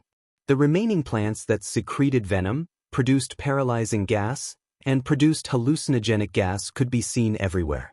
Animal Man was a little weaker. The green of all things here was too strong. He couldn't use his strength. Plus, he was only a temporary worker in the red of all things, so the damage he caused was far less than the Swamp Monster. However, he didn't just stand aside in a daze. Instead, he used his ability to communicate with animals to call over many frogs, geckos, and dragonflies to help kill the mosquitoes and flies. With the efforts of the four heroes and Thea occasionally throwing out fireballs, the area controlled by the mosquitoes and flies gradually began to shrink towards the central area. The tragic situation on the ground was slowly revealed as the mosquitoes and flies retreated. Humans and animals with stiff limbs and bodies full of diseased tissues slowly walked out of the towns covered in blood, from the empty and dead wilderness, and from the private cars that had collapsed by the roadside. Chapter 561. Can these people still be saved? Superman couldn't help but ask Thea. They've been dead for a long time. Sia took a look. These people had already died the moment they were bitten by mosquitoes and flies. What they were fighting against was not some kind of germ, but the black decay. This was something that mutated from the source. Even if it was just a tiny bit, it was not something that ordinary people could withstand. The superheroes had a principle of not killing. Although these people were dead, they still couldn't bear to do it. Thea didn't care, but she felt that the scene was a little heavy and was afraid of dirtying her hands. 2 phone calls connected to the White House and the Pentagon. Thea, who was not afraid of exposing her identity, obtained the highest command of the entire Wyoming Army. With the help of military satellites and her supervision, Thea began to arrange for the troops to clean up the zombies. All the frontline troops were equipped with thermal imaging. Many mosquitoes and flies had the habit of hiding in the zombies' bodies. During the gap in the battle, Batman developed a device that emitted infrasonic waves to kill mosquitoes in a large area. With the help of local production equipment, he made 5 of them in one go and equipped the troops to kill mosquitoes. The heroes cleared the mosquitoes and flies in the air and on the ground. Under the powerful command of the army, they slowly and vigorously recovered the city. The entire Wyoming was severely damaged. A conservative estimate estimated that at least 100,000 of the 500,000 residents had died. The economic losses were immeasurable. The famous scenic spot, Yellowstone National Park, was even more devastated. Several canyons and waterfalls were occupied by various rotten animals. The hot springs, geysers, hot pools, and blowhole were all filled with blood and all kinds of unknown black mud. Thea felt that it was a pity when she saw this scene. Yellowstone's scenery was not bad. It was one of the few American scenic spots that Diana liked. The young lady felt a little regretful that there was one less dating place. The heroes had a simple discussion and all felt that they should completely eliminate mosquitoes and flies. One had to know that even a mosquito that escaped could cause heavy damage to human society. Superman memorized the sounds of mosquitoes and flies and began to use his super hearing to find the ones that had escaped the net. Thea was also inspired by Batman's infrasonic wave attack. She directly threw out 2 low-pitched versions of the Banshee's howl, acting out what it meant to use a cannon to kill mosquitoes. She could be considered the first person to use such a high-level spell to deal with mosquitoes. The 5 of them continued to sweep the perimeter, while the ground troops steadily pushed forward. Finally, after confirming that they had not missed anything, they headed towards the source of the incident, a county town called Camber. This small city of more than 10,000 square kilometers, with a population of more than 30,000 people, and named after the first governor of Wyoming, had become a heavily deserted ruin. Thea called for the ground troops to stop. They were no longer able to participate in the matters below. A force of death hovered above the city, accompanied by a faint fluctuation of divine power.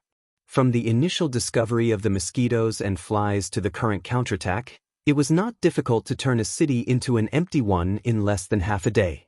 The difficult part was the destruction of the landscape. Yellow sand billowed in front of them, waves of heat wreaked havoc, and the wind carried with it a dry and dead air. People would believe it if they said this was the Middle East. Who would have thought that half a day ago, this place was the intersection of the Rocky Mountains and the Great Plains of Wyoming? After all, Wyoming was the Native American word for valley. There was a desert between the mountains and the valleys? As long as the ancient Native Americans were not blind, they would not have come up with such a name. Then, only the gods had the means to turn the sea into a mulberry field and a city into a desert in half a day. If she was not mistaken, this was the territory of the storm god Seth that the poison vine Lady Zatanna had mentioned. Sia could only be said to be vigilant against such an unknown god. She was not afraid of him. She even dared to roll up her sleeves and slash at Hades. This storm god, who had been dead for God knows how many years and was now forcibly pulled up by the black rot, was not a problem. Thea originally wanted to let Batman command from the rear. Unfortunately, This omnipotent man had remotely controlled his bat fighter to Wyoming. The swamp monsters could weave vines into wings, and the animal heroes could imitate birds. The 5 of them roughly had the ability to fly, so they continued to fly as a group. After flying for less than 10 minutes, the city of the dead in the center of the desert was finally revealed to them. Black and brown dominated their field of vision. The ground was covered with thick blood. The blood had completely lost its vitality. The bright red blood that symbolized life had turned dark black. White bone buildings could be seen everywhere. The bones of humans and beasts were piled up messily, forming a unique architectural style. There were also zombies walking around in the city. Many of the beasts in the mountains were also infected. Under the control of the black rot, both humans and beasts had abandoned their original habits. They only knew how to patrol the place without thought or purpose until their bodies were completely rotten. There were a few birds patrolling the sky. Those who did not have supervision could only see that they were not birds when they got closer. They were human heads with spines attached to the rotting corpses of the birds. A few of the rotting birds saw Thea and the others and let out hoarse cries as they rushed over in a frenzy. These birds did not fly fast, but their disgusting effect was far stronger than their lethality. They were all shot down by the bat fighter with a few bullets. They were not here to eat. Since they had been discovered, there was nothing else to say. Let's fight. Thea did not hold back anymore. She directly opened the battle with the meteorite spell, a mixture of earth and fire elements. Ordinary mages could only summon one to kill. Thea summoned 20 of them in one go and threw them densely into the Black Rot City. The meteorites with great kinetic energy and flames smashed into the places where the zombies were the most concentrated. Many of the rotting humans and beasts were vaporized by the high temperature. However, in the next second, more rotting humans and beasts rushed out of the city. In this territory of the Black Rot, the swamp monster and animal man's strength dropped again and again. Both of them could not maintain their transformation. Fortunately, Batman had already predicted this and made some preparations in advance. Batman's old rival Bane's poison canister was directly modified and given to the swamp monster. At this time, the swamp monster was fighting with a big canister on its back. It looked strange. The canister was filled with the plant reagent he invented. With a little purification, it could obtain the green of all things. If the tube was not removed, the swamp monster could still fight. On the other hand, Animal Man did not have such a cheat. However, he did not have as strict requirements for the environment as the swamp monster. He could still use 40 to 50% of his strength. Batman's fighter was not very effective in the face of the rotting humans and beasts who were not afraid of death. He chose to attack from the outside. The main offensive force was handed over to Thea and Superman. The heat rays that could not be turned were a little limited. Superman began to use his freezing breath to clear a large area. Chapter 562. Sia, on the other hand, cooperated with Superman's frost breath. She switched from meteorite spell to frost spell, frost rain spell, hailstorm spell, super large range ice cloud spell, ice storm spell, ice tornado spell, and so on. The two of them were very efficient. With a total area of more than 10,000 square kilometers, they directly applied a trace of holiness to the small city that was mainly brown and black. The frost made the temperature of the rotten and dead city drop by dozens of degrees in an instant. The various kinds of walking corpses that were already inconvenient to move, now without the support of the black decay in their bodies, it was even more inconvenient to walk.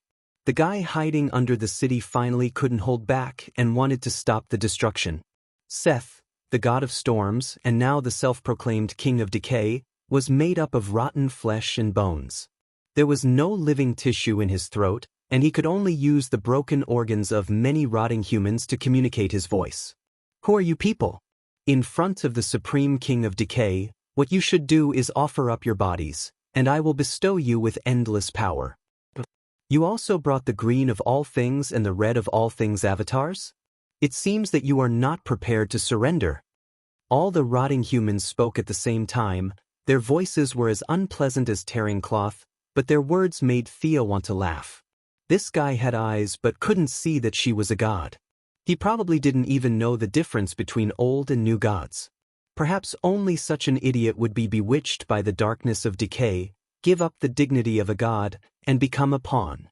That's right, although this guy called himself the King of Decay, he was nothing in the darkness of decay, and was not much more advanced than those rotting humans. At least he was once a god, even if he was a native god.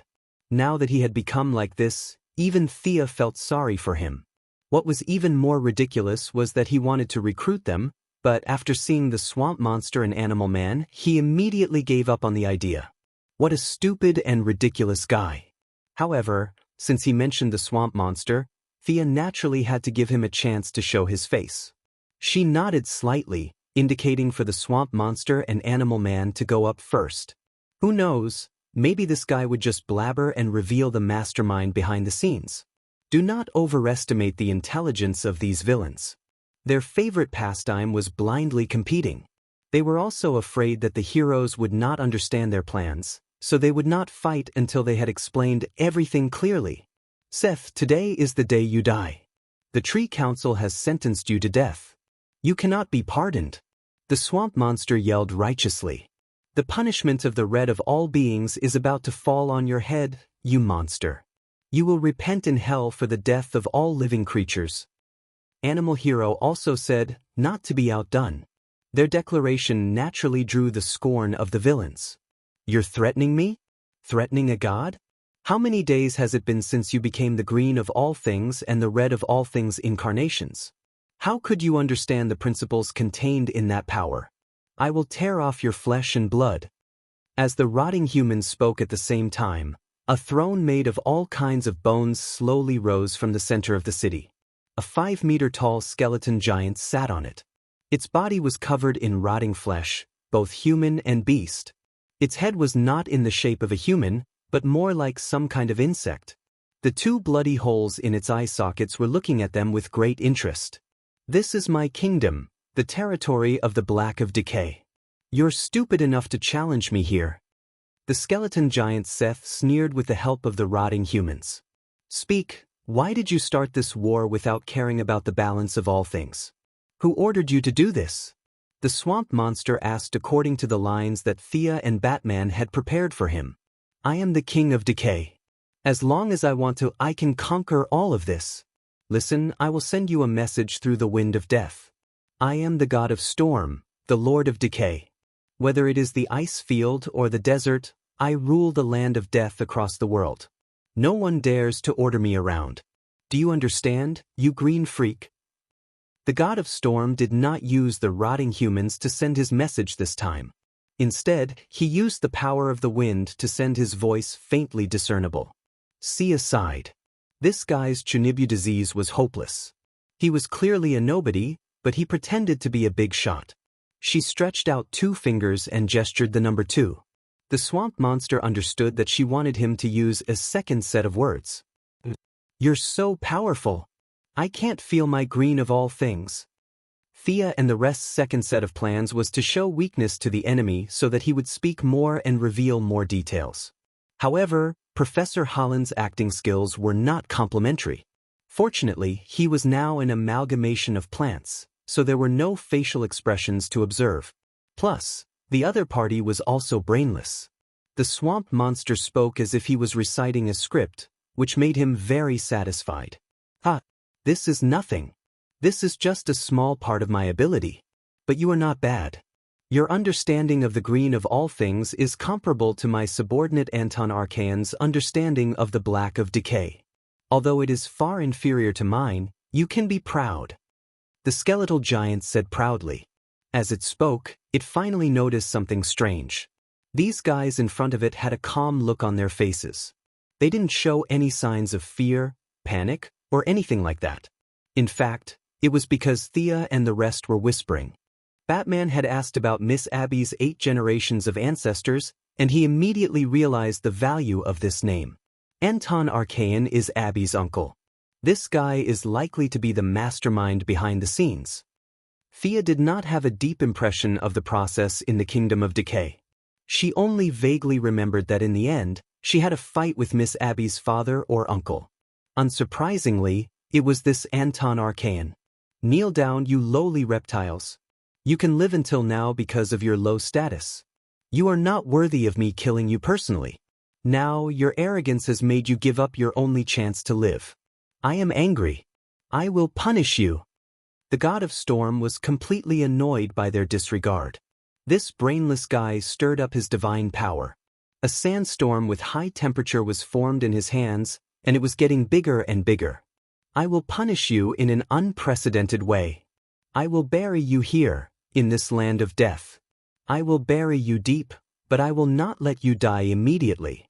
This is what I want." The more the god of storm spoke, the more agitated he became.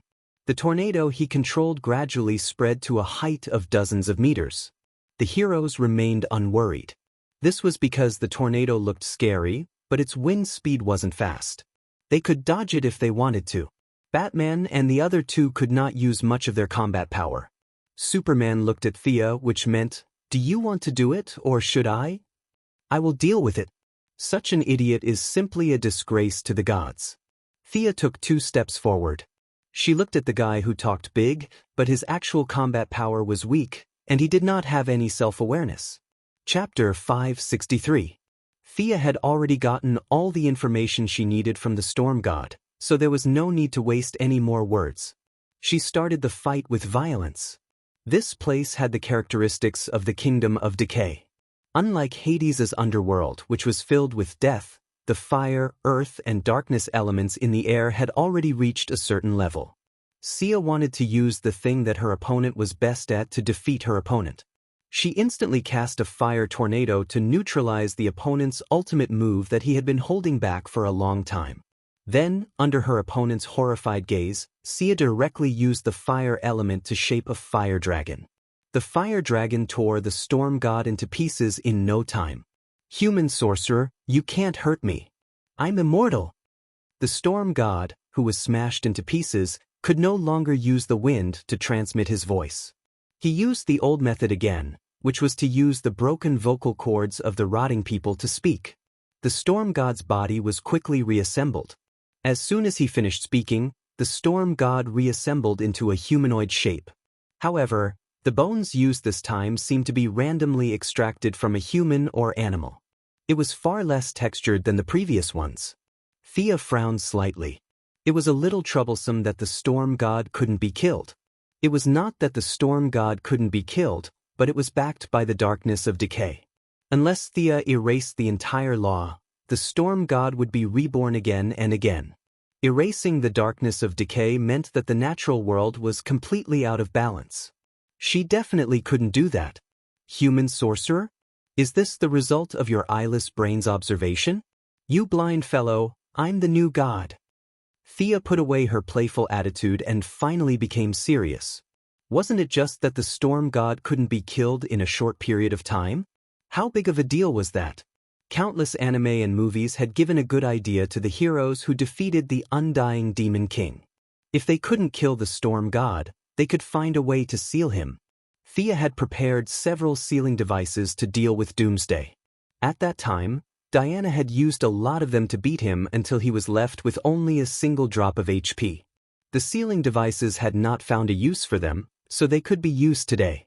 Once again, she teamed up with the fire dragon and tore the storm god into pieces. "It's useless. It's useless. No matter how hard you try, you can't kill me. You're just wasting energy." Before the verbal cannon expert could finish his words, he found that his half-recovered head had been placed in a cage. Then, the woman who claimed to be a new god activated a switch. A dazzling electric light flashed, and he completely lost consciousness. An enhanced version of the quantized cage. "It tastes sour, doesn't it?" What Thea took out was the black technology she had plundered from the Sky's Eye Society when she established the Extraterrestrial Management Committee. The original version was a prison built to deal with superhumans, and now, Thea had mixed in a lot of alien technology. She had specially done experiments. Not to mention a living person with flesh and blood, even a dead person like Boston Brand, whose cause no one could explain, could be trapped in a quantized cage, much less this unknown god. When it was torn apart, its consciousness would spread out again. The cage was ineffective, but when it gathered, it would definitely form an energy core. As long as Thea found the core and locked it in the cage, there would be no turning back. The heroes could only bury the Demon King deep underground, which was too unreliable in Thea's eyes. She directly opened a portal, and without looking at the situation on the other side, she directly threw the cage more than 10 light-years away. Want to resurrect? That's going to be difficult. As the Lord of Decay, the Lord of Storms, Seth, was beheaded by her, the heroes worked together to clean up the remaining remnants. The entire city finally regained its peace, but the bustling city was no longer as bustling as it used to be. The landscape was completely destroyed, the layout of the city was gone, the drinking water was polluted, and the bacteria in the air far exceeded the normal value. This place was no longer suitable for living in a short period of time. 2 minutes after Thea reported the situation here to the White House, she received a piece of news that made her dumbfounded. Because the president was too worried about state affairs, he slipped and his head had an intimate contact with his desk. Now, he was urgently sent to the hospital. The conclusion of the discussion among the assistants was that the superheroes should deal with it themselves if they had the ability. The White House was very busy, and there was really no one to help them. This old thing was playing the blame game. Thea made a round of phone calls and found that the vice president had gone abroad for a visit 2 hours ago.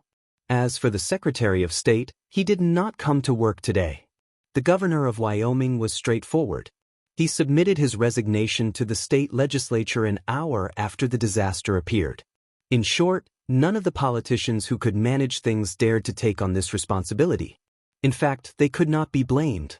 From the perspective of ordinary people, at least 100,000 people were killed this time. The entire Wyoming was in ruins. This was too big a responsibility. If it was a biohazard crisis, they could still find a company to be the scapegoat. Now that it was not a biohazard attack, all of them chose to hide without exception. Thea also had to help the local government deal with the aftermath. After the flood and hurricane, there was the problem of disaster relief. The Black Decay did not have this problem at all. Those who came into contact with it were all dead. Those who were alive were not in contact with it, so it was very easy to judge. Batman and the others retreated first to look for Anton Arcane. Thea, who was very recognizable and almost a household name, began to command the local people to help themselves. Injured? There were almost no injured people. All the victims were burned in high temperatures. No one had the aesthetic to appreciate the broken city of Campbell County. It was completely destroyed by the bombs dropped by the local troops. The police and the National Guard were all equipped with weapons to maintain social order and arrest all the people who took advantage of the situation to loot. These people completely ignored the principles of trade, which made the goddess of trade and wealth very unhappy. A few of the most ruthless robbers were directly charged with treason. All the supplies of daily necessities were provided by the Quinn Group. The citizens whose homes were destroyed could receive supplies to last for 3 days. Clearing the roads, supplying electricity and water, restoring mobile phone signals, and gradually releasing the network restrictions, Thea commanded the remaining local organizations until the evening, when the state legislature temporarily elected an acting governor to take over all the work. Only then did she fly back to the metropolis. After fighting for 2 minutes, the trivial matters had been tormenting her for several hours. After drinking a few mouthfuls of water, she asked the child left behind, Beast Boy, "Have you found that Anton Arcane?" Beast Boy was a little unnatural in front of the female devil. "Found him." They all went, "What's the name of the place they went to? What's it called?" Seeing Thea raising her fist to punch him, the green-skinned boy was nervous. "Yes, Batman left a note for you." Thea took the note and read it. "Carpathian? That's really far." Beast Boy said obsequiously, "Sister Abby said that it was her family's castle. Her evil uncle must be there." They all followed. Maxon was hidden by Batman, leaving me to look after the house. "Big sister, can you take me to see it?" Chapter 564. Thea thought for a moment as she watched Beast Boy pleading pitifully like a puppy. There was not much danger later, so it was not a big deal to kidnap this child from his home and bring him to take a look. Thea thought for a moment. "You can come with me, but you can't run around." Beast Boy nodded his head like a chick chewing on rice. Sia glared at him and found that his eyes were flickering. She knew that he had ignored her orders. Sia, who could be considered a master in dealing with naughty children, naturally had a way to make him obedient. Strict education had little effect, and threats and promises were the way to go. She took out the latest mobile phone from her bag and waved at the naughty child. "Look, this is a camera, and this is a video. You can listen to music and surf the internet. What do you think? Do you like it?" Beast Boy's bright eyes betrayed his true thoughts. Thea continued, "Next, you just need to record the entire battle, and this phone is yours." "Really?" After Beast Boy got Sia's confirmation, he was overjoyed. He began to study the various functions of the phone over and over again. He had long forgotten about his previous intention of looking around to watch the show. The Carpathian Mountains were located in Ukraine, which was a little far from America. Thea searched for a long time before she saw the figures of a few people. She had to admit that they were quite strong. Even without Thea's participation, the few of them fought well. The only bad news was that there was a new force involved. There was a sky-blue teleportation wave, and Thea brought Beast Boy to the other side. They traveled thousands of miles in the blink of an eye. When she arrived, she saw that the two sides were in full swing. The location was at least 1,000 meters above sea level. The temperature was very low, but there was still a lingering stench in the air. Beast Boy faithfully carried out his mission. He took out his phone and aimed it at the battlefield to start recording. Thea looked at both sides of the battlefield. On one side, there were 4 superheroes. Zatanna, Poison Ivy, Miss Abby, and a soul avatar in a cast iron box were standing at the back. Fighting side by side with the superheroes was a group of villains, Death Shooter, Clown Girl, and Killer Croc. The leader was Thea's old acquaintance, the mature girl Lila Michaels, and more than 10 agents of the Heaven's Eye Society. On the other side, it was even more lively. The citizens were roaring something as far as the eye could see. All of them were holding sickles and wooden sticks, desperately trying to stop the group's advance. How could such a bunch of useless soldiers stop Superman? Thea thought it was impossible. She took a closer look and realized that these people were different from the people in Wyoming. They had not been completely infiltrated by the darkness of decay. They were still alive. This was also the reason why Superman and Batman had their hands tied. Superman was now blocking the bullets from the Sky's Eye Association, while Batman was hammering the Clown Woman and Death Shooter. For a moment, it seemed like a 3-way battle. "By the way, what are you doing? Where's Anton Archaean? Can't you just knock these ordinary people out?" Thea was a little puzzled. The main character was not here, so why were they competing with these small soldiers? Lila had a good relationship with her. Her husband, John Deagle, was working under Thea. Besides, the Sky's Eye Association's top management knew that Moira wanted to go further, and the probability of success was very high. She could ignore Batman, but she could not ignore Thea. Amanda's order is to clean up all the remaining people here. The existence of these people is too dangerous. They must all be eliminated, Lila said in a businesslike manner. They can still be saved. Before Batman could speak, Superman was the first to object. Thea was a little confused. This was actually a matter of philosophy. Amanda thought that some people could be sacrificed to save the rest of the human race, while Superman was the kind of person who would save anyone he saw. The two sides were too different on the issue of principle. At this time, a few heroes who could fly over the heads of ordinary people and kill the mastermind behind the scenes quickly. In fact, it was not difficult. The difficult part was that the superheroes did not trust the Sky's Eye Association. They were afraid that these ordinary people would be killed as soon as they left. Of course, Thea felt that Lila and the others were thinking this way. You can control the first time, but you can't control the 15th time. If we withdraw today and sneak back tomorrow to kill them, you can't do anything. With Superman and Batman's intelligence, there was no doubt that they would think of this point. This was the focus of the dispute between the two sides. Seeing that both sides were waiting for her to clarify her position, Thea did not speak directly.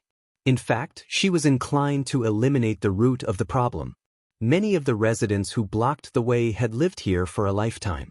It would be impossible to say that they were so slow that they did not know Anton Archaean's plan. They were not innocent. However, the position of the superheroes could not be lost. Thea could only think of a compromise. She directly caught a resident and began a thorough examination. The resident's brain, heart, and lungs were all fine. The only difference from ordinary people was that their nervous system had been transformed by the black decay. Their bodies were covered with black lines, which looked very scary at first glance. A light flashed between her fingers, and a healing spell was cast on the resident. The resident was like being thrown into a steamer. A large amount of fog came out of his body, mixed with a nauseating stench. However, when the fog dissipated, the black lines in the resident's body were still the same. The color was slightly lighter, but they were not eliminated. How is it? The Sky's Eye Association stopped, and the superheroes naturally withdrew. Superman asked with some uncertainty. Little Thea also has an illness that can't be cured. How pitiful. This clown girl who did not treat herself as an outsider was in the late stages of mental illness. This guy squeezed into the middle of the crowd and saw Thea frowning. He was indescribably happy. The young mistress naturally would not bicker with a lunatic. She rolled her beautiful eyes before answering Superman's question. If I forcefully treat him, his nervous system will be destroyed. These people's bodies are very strange. Although they are said to be alive, their bodies have already begun to decay.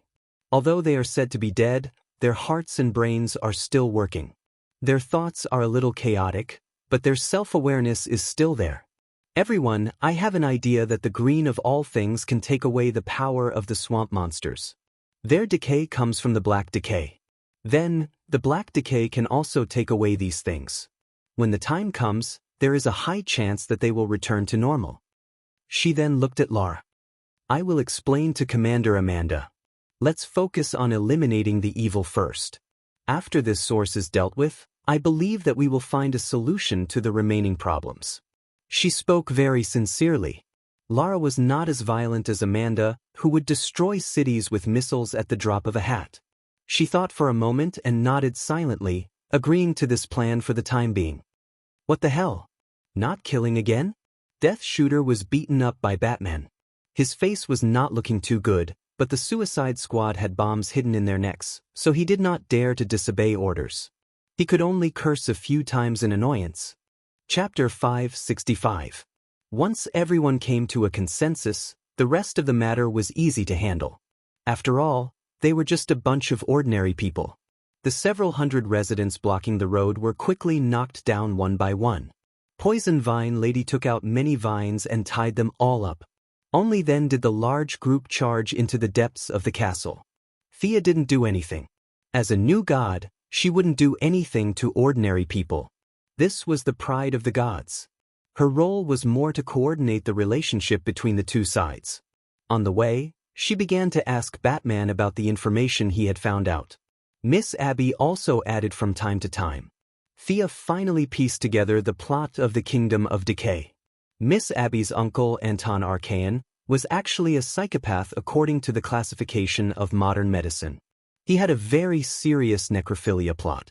When Miss Abby was a child, this crazy uncle discovered the power in his niece's blood and began to study it tirelessly. In order to fully experience the power of corruption, he sewed the skin of the dead onto his own body and constantly fed Miss Abby sleeping pills so that he could draw her blood. Miss Abby's current silver hair was very beautiful and manly. In fact, it was all because of her unscrupulous uncle who kept feeding her sleeping pills. If it wasn't for the power of corruption that constantly gave her strength, she would have already died from overdosing on sleeping pills. Wearing rotten human skin and drinking his niece's blood, Anton Archaean had somehow obtained a trace of the power of the Black Decay. Like Poison Ivy, who was an unregistered member of the Green of All Things, and Beast Boy, who was an unregistered member of the Red of All Things, he also used all kinds of incredible methods to turn himself into an unregistered member of the Black of Decay. Hearing this, Sia only felt that these guys in the natural world were too careless. Every one of them had loopholes. This was not the untainted land, where they paid attention to the great Tao and the heavenly divination. Couldn't they just patch things up when they were bored? There were so many loopholes, and it was as if they had discussed it beforehand. This incident was not complicated at all. In order to become an official member, Miss Abby's uncle spent a lot of effort. First of all, he couldn't kill his niece. If he killed Miss Abby, she would automatically become an official member. Then, his efforts of more than 10 years would all be in vain. Anton Archaean, the psychopath, was quite smart. He had fed his niece a lot of chicken soup about how big the world was and how she should go out for a walk. He had deceived the destined embodiment of the black decay far away. Even when Miss Abby was first awakened by nightmares, he was the one who suggested that Miss Abby leave the city and go to those poor mountains. From his point of view, sending Black Decay's incarnation to Green of All Things territory was just a matter of minutes. Green of All Things definitely had a way to trap her soul. He didn't expect Miss Abby to have known the infatuated Dr. Holland long ago. The two of them reunited in a poor ravine, and they achieved something good. The Tree Council had ordered Professor Holland to kill this woman many times, but he refused every time. This caused the Tree Council to turn against him and take back his power. The two sides had been in a cold war for a long time until Thea returned to Earth. Anton Archaean, who had sent his niece away, saw someone's Pacific Rim plan on TV one day. He was secretly happy. He was waiting for Green of All Things to be expelled by humans, and then he would benefit from the Black Decay's invasion of the human world. This was his entire plan. The storm god Seth, whose body had been separated from his body, was tricked out of Black Decay by a few words from him. This plan could be said to be so crude that it was almost non-existent. However, it was this simple plan that caused a heavy disaster to the world. Everyone was silent and didn't think too deeply about the meaning behind this plan. A few who could fly rushed into the town, and the rest of the people rushed in desperately like wild donkeys. When Superman kicked open a wooden door, the final trace of the mastermind finally appeared. Anton Archaean, or the former Anton Archaean, was barely maintaining his human form and standing in place. He looked at the heroes with a smile that wasn't a smile. Thea couldn't use words to describe this person's strength. He was the same as the residents who had blocked the road before. From a biological point of view, he was still a living person, but this guy had turned himself into a half-zombie. His body was covered in layers of human skin and animal skin. The skin was sewn together with threads, but the stitching was very rough. Some of the skin had already grown together with his body, and countless rotten insects were drilling in and out of his body. Behind him stood 3 big monsters. They didn't look like humans at all. They were complete monsters. The one on the left looked like a giant skinned mantis, the one in the middle looked like a giant worm, and the one on the right was an unknown object piled up with internal organs. This is disgusting. Thea didn't want to take a second look. This guy was definitely a female hero's natural enemy. She wasn't the only one who felt uncomfortable. The heroes and the female agents of the Heaven's Eye Society who had arrived one after another didn't feel good. Even the psychopath clown girl pouted and clenched the baseball bat with an ugly expression. As for Zatanna and Lila Michaels, they were even more unbearable. Under the lead of Goddess Thea, all the women covered their noses and retreated to the second line. At such a solemn moment, it was better to let the male compatriots take the lead. Anton Archaean, you lunatic! You must be punished today. Batman was the first to speak. You don't understand the mystery of the operation of the universe at all. You are just scum. Let me formally introduce my new friend, the Third Hunter. There was too much rotten flesh on Anton Archaean's face, so it was hard to see his emotions. But from the analysis of his tone, he must be very proud at this time. The monsters behind him took a step forward at the same time. We are the rotten flesh that invaded the red of all beings. We are morbid and illusory bodies. We are the ultimate enemies of all living creatures. We are the Third Hunter. The 3 monsters made a dull sound from their mouth-like organs. They stood between the heroes and Anton Archaean with great momentum. You are the enemies of all beings red. Animal Man, who hadn't played any role, saw the enemies of all beings red. Without saying a word, he flew up, gathered the strength of a dinosaur, and punched the giant worm monster standing in the middle. The power of several tons made his fist sink directly into the head of the worm monster. This punch was like hitting the water surface. Unlike the splashing of water, this was the splattering of rotten flesh. The rotten flesh of various animals was like rain in all directions. Under the lead of goddess Thea, several female heroes ran away with a whoosh. Several male heroes who were not afraid of hardships and tiredness also changed their expressions a little. Batman, who had unparalleled dodging ability, hid behind the door without thinking. Superman melted all the rotten flesh flying toward him with heat rays. The Archer of Death also found a place to hide. The only one who didn't hide was Killer Crocodile. Chapter 566. Flesh and blood flew all over the sky. In this horrifying scene, the heroines all stayed away, and several men were also a little uncomfortable. In order to go back and climb into Catwoman's bed smoothly, they all chose to attack from a distance. Batman raised his hand and fired 2 bat darts, which blew up the giant mantis monster on the left and covered the ground in pus. Death Shooter started to finish it off. Unfortunately, this thing wasn't fatal at all. No matter how good his marksmanship was, it was useless. Their strength was slightly weaker. Fortunately, Killer Crocodile was at the forefront and took a line of damage.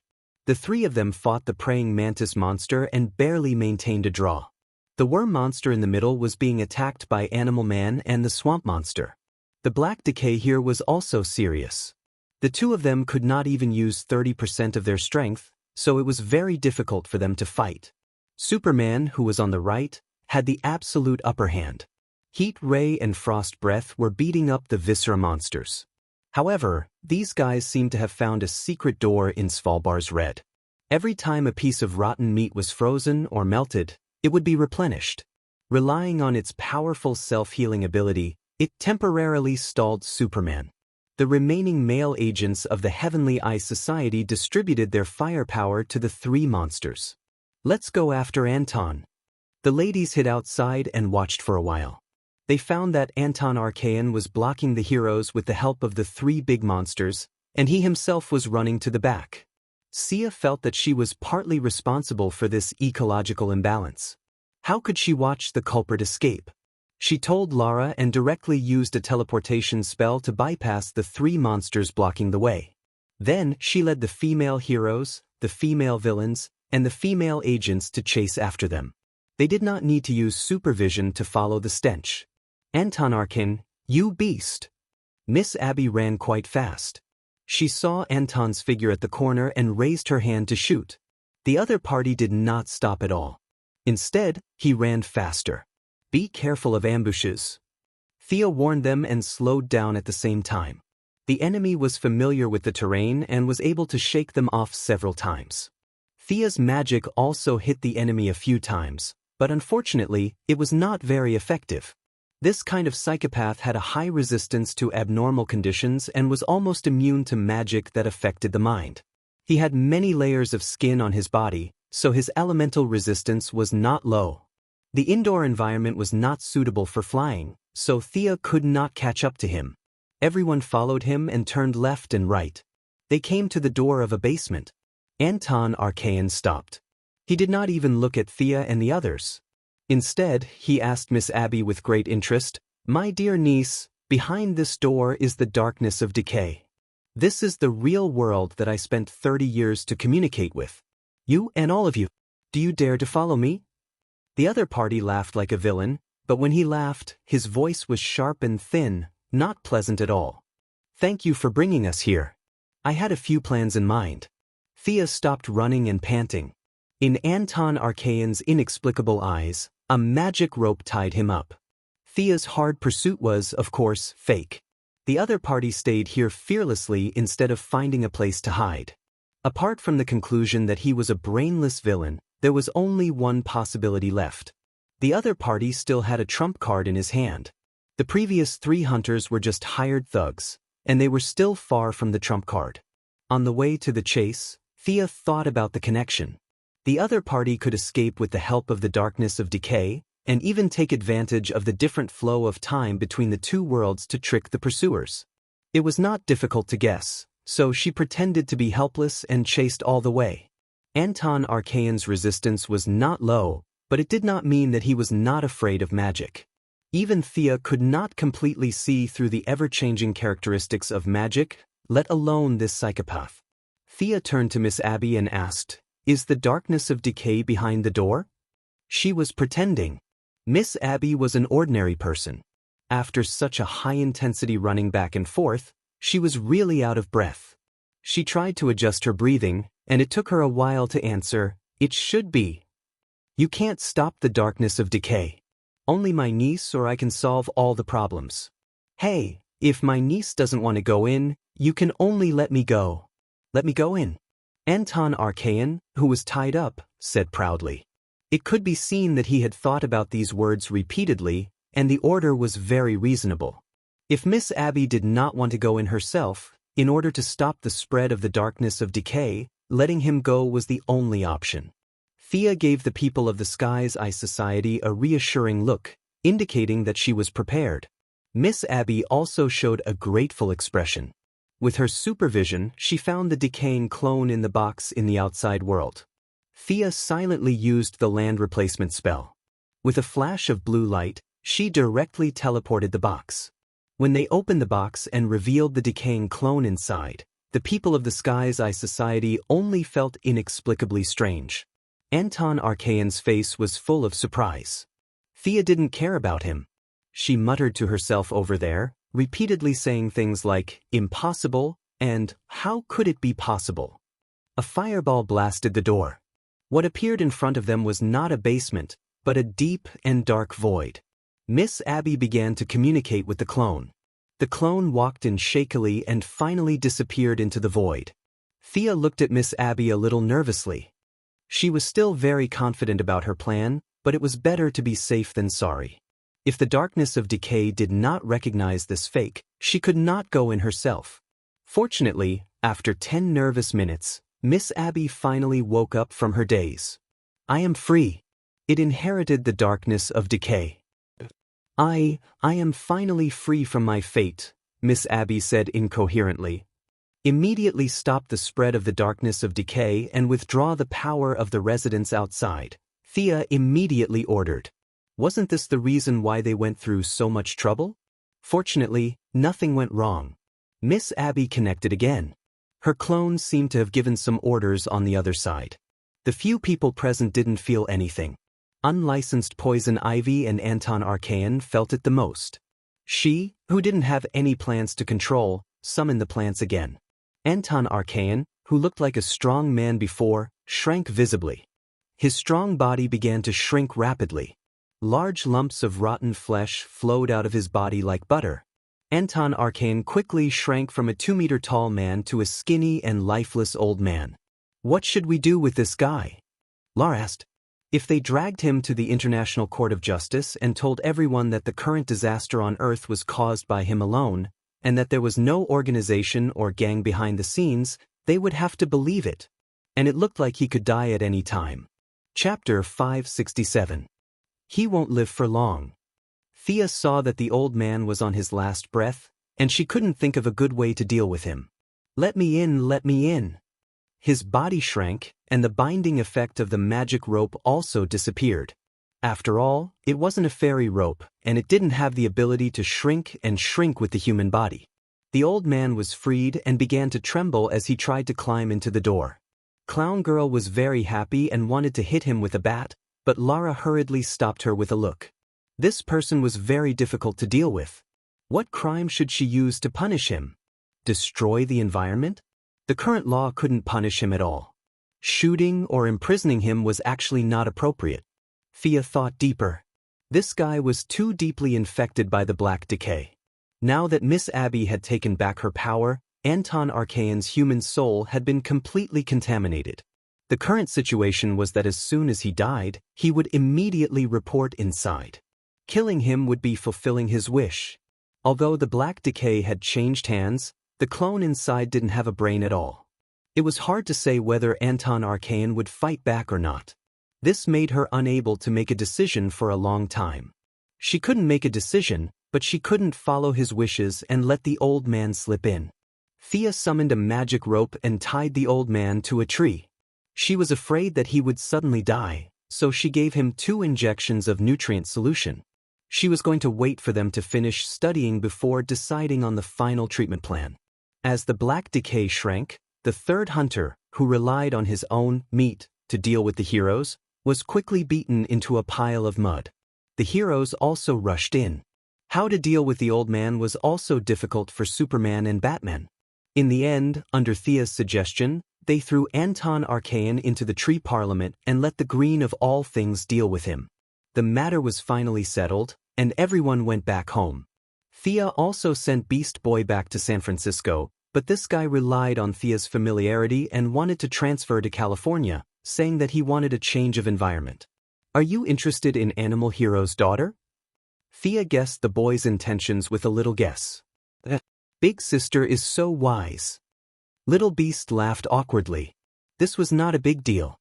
Thea thought about it and picked up the phone to help him with the admission procedures. As for what he could do in the future, it was up to him. After that, she hurried to Louisiana, where the swamp monster and Miss Abby were preparing to live in seclusion. Professor Holland, are you sure you want to do this? Thea asked. The swamp monster was inspired by Miss Abby's soul division. If she could do it, so could it. A man and a woman were better than a monster and a woman together.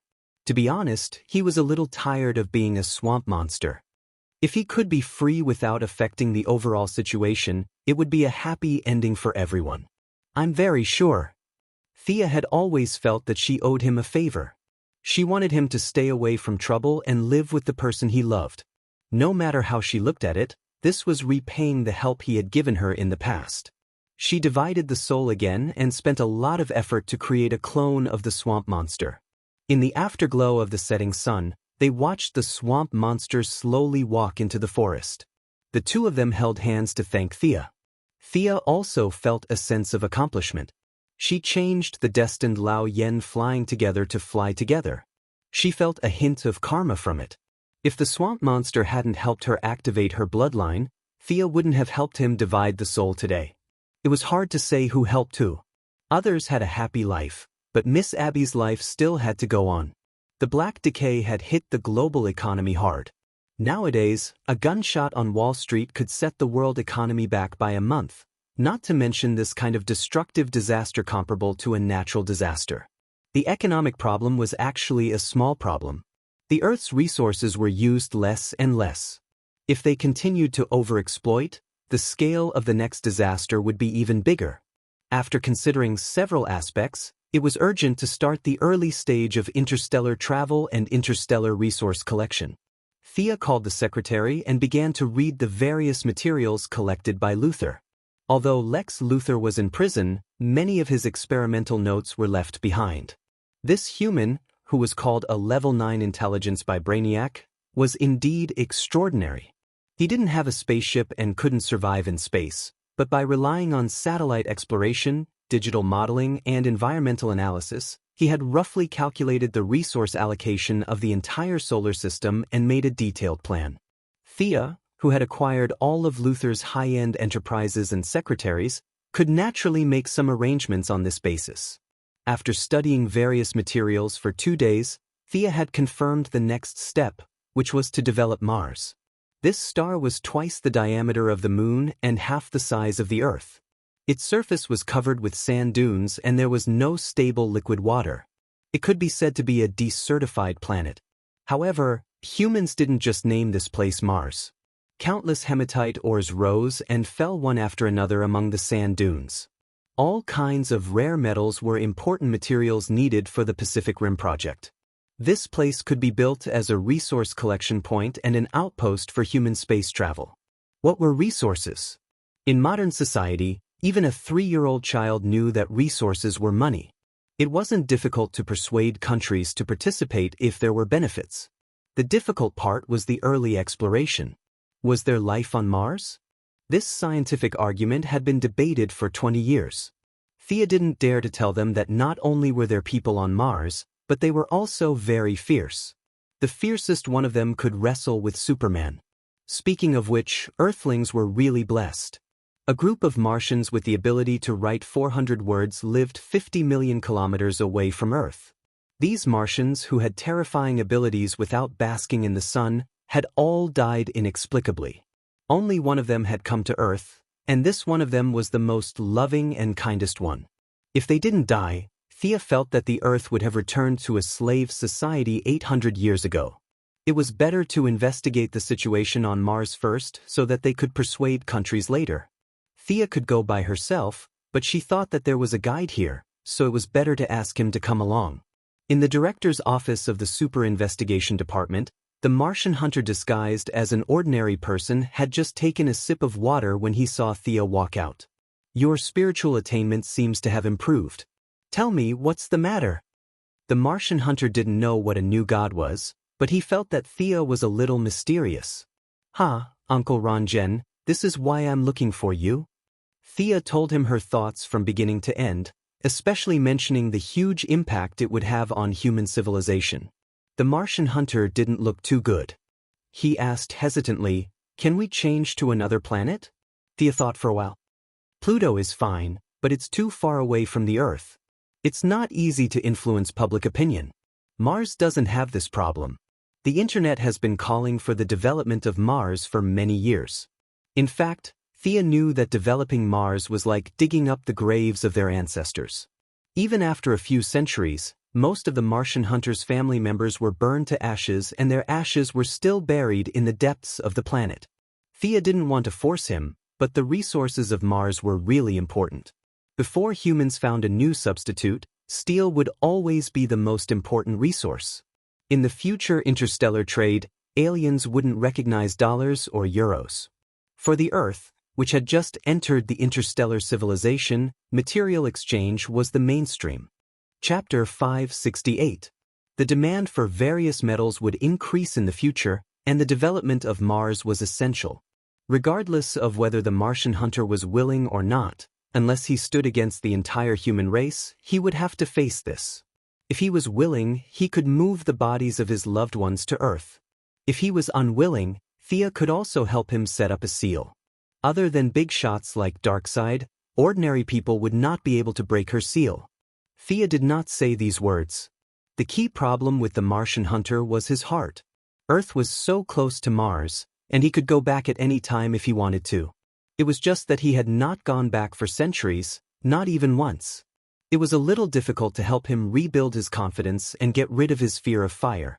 Ordinary people would be able to recover after a few counseling sessions, but he was different.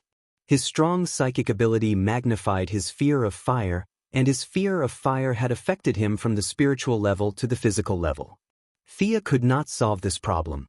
The Martian hunter's resistance was too high, and even magic was useless. He could only rely on himself. After a full half an hour, the Martian hunter said with a tired face, "When are you going?" After receiving Thea's wish to leave immediately, he hesitated for a moment, gritted his teeth, and decided to go. The two of them did not inform anyone. Thea had the suggestion spell, and the Martian hunter had the invisibility spell. The two of them did not alert anyone and flew directly out of the atmosphere. To them, the distance of 55 million kilometers was not much longer than the time it took for them to travel from New York to Philadelphia. Looking at the familiar yet strange planet, the Martian hunter was indescribably sad. He had removed his disguise during the flight. Apart from the last time she saw him in his spiritualized form when he wiped out Hercules' crazy thoughts, this was the first time Thea had seen the Martian hunter in his true form on the material plane. The Martian hunter was 2 meters tall, with dark green skin and a purple coat and cape. Instead of flying, he landed on the ground. In this desert environment, Thea's Gucci dress that she wore when she came out of the office was a little eye-catching. As she had shares in several major luxury companies in the world, they would give her a batch of clothes, shoes, and bags every month. Now that the Martian hunter was so depressed and dressed so formally, Thea had to correct her attitude. With a thought, she changed into the clothes of the new creator planet. She named it the divine robe of God's punishment. Unlike the god's armor made by Zeus, Thea chose this robe mainly because of the hood on the robe. Wearing the hood could not only block the wind and sand, but also because it covered most of her face, making her look very mysterious. It was very suitable for this kind of solemn environment. The two of them walked on the ground with heavy footsteps. The Martian hunter was reminiscing about the past. Sometimes, he would talk to himself and introduce the past. There used to be a city there, and the people there were very kind. The northwest direction was once attacked by a space monster. At that time, 20 of us killed it. Its corpse is still buried underground. This is my home. My father, mother, wife, and daughter all live here. Thea followed him all the way with her hands behind her back. The Martian hunter would talk about the past from time to time. In Thea's eyes, this was just a desert. God knows how he determined the specific location. When the two of them stopped in front of a stone pit, the tall Martian hunter burst into tears and knelt on the ground, sobbing. This used to be his home. It used to be the strongest harbor in his heart. Unfortunately, it was all gone now. Unlike Superman, the Martian hunter had lived for hundreds of years. He had lived alone on Earth for hundreds of years. Even though his lifespan was still long, his mentality was already old. Thea did not know how to comfort him. She was not good at this kind of thing. While waiting, she activated her supervision and looked at the planet's mineral resources. Just as she was looking around aimlessly, a grayish-white metallic luster attracted her attention. When she was about to take a closer look, the metallic body emitted a special wave that blocked her probing. It would be strange if there was no abnormality. Thea pulled the Martian hunter who was still crying silently. Uncle Ranjen, there is an abnormal object 19,000 meters to the south. It doesn't look like a natural creation. The Martian hunter, who was full of question marks, saw her serious look and stopped being pessimistic. Unlike the people on Earth who had 5 senses, the Martians had 9 senses. His searching ability was not inferior to Superman's. Following the direction Sia was pointing at, he took a closer look. His expression changed drastically, and he flew over instantly. Thea could only follow closely. Just as she was about to ask what it was, she saw the Martian hunter use a large area of psychic impact. This person used his psychic ability to clean up the piles of debris outside the grayish-white object. At this time, Thea could also see that the grayish-white object was a spaceship. Judging from its size, it was a small single-person spaceship. It was just that it had been buried in the rocks before. Coupled with the passage of time and the dust of this planet, it looked gray and inconspicuous. This is? Thea saw the Martian hunter's expression as if he had seen a ghost and already had some guesses. The result was not surprising. This is a Martian spaceship.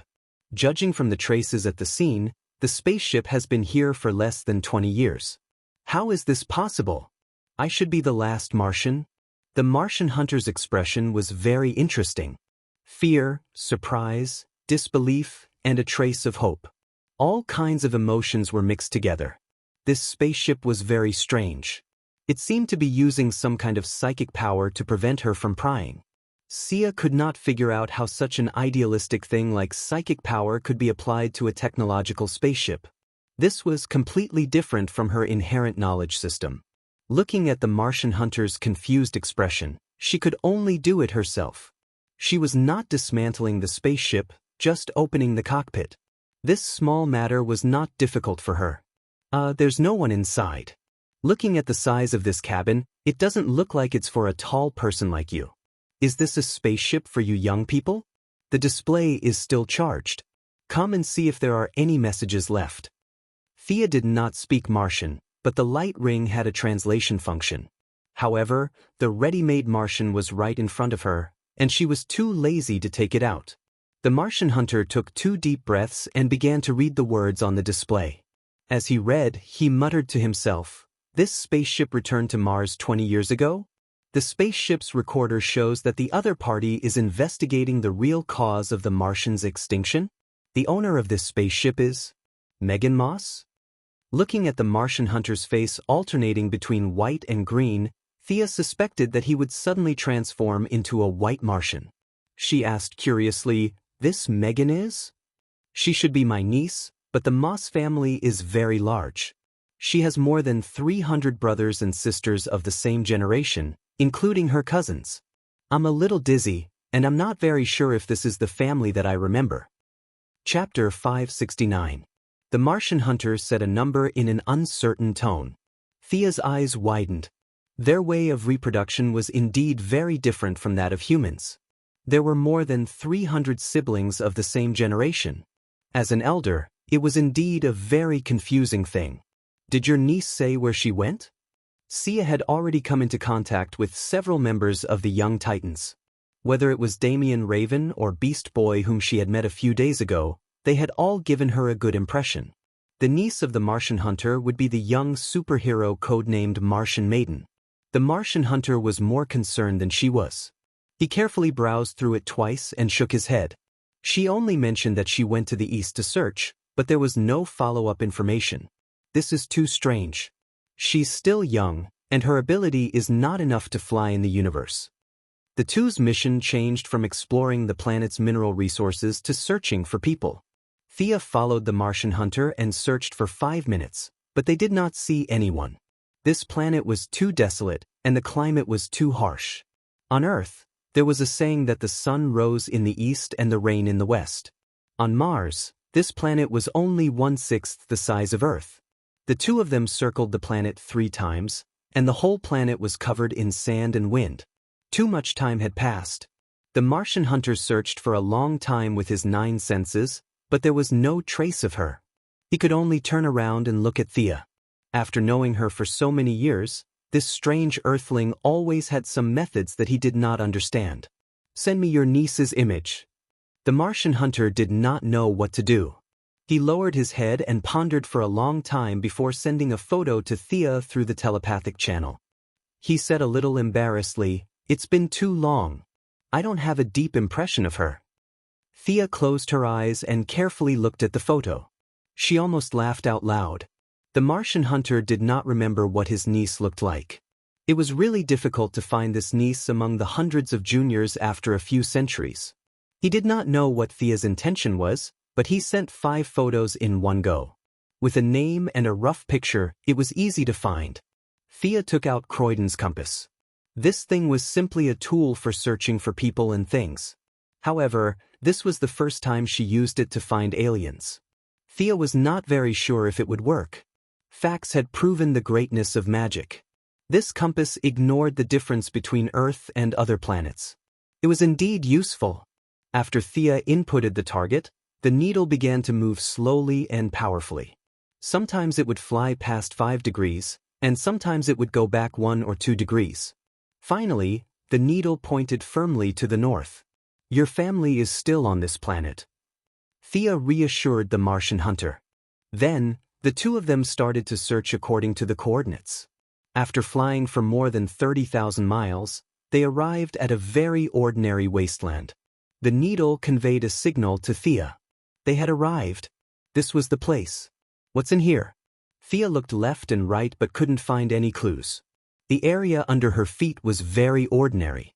There were no craters or hematite. She really couldn't see anything unusual here.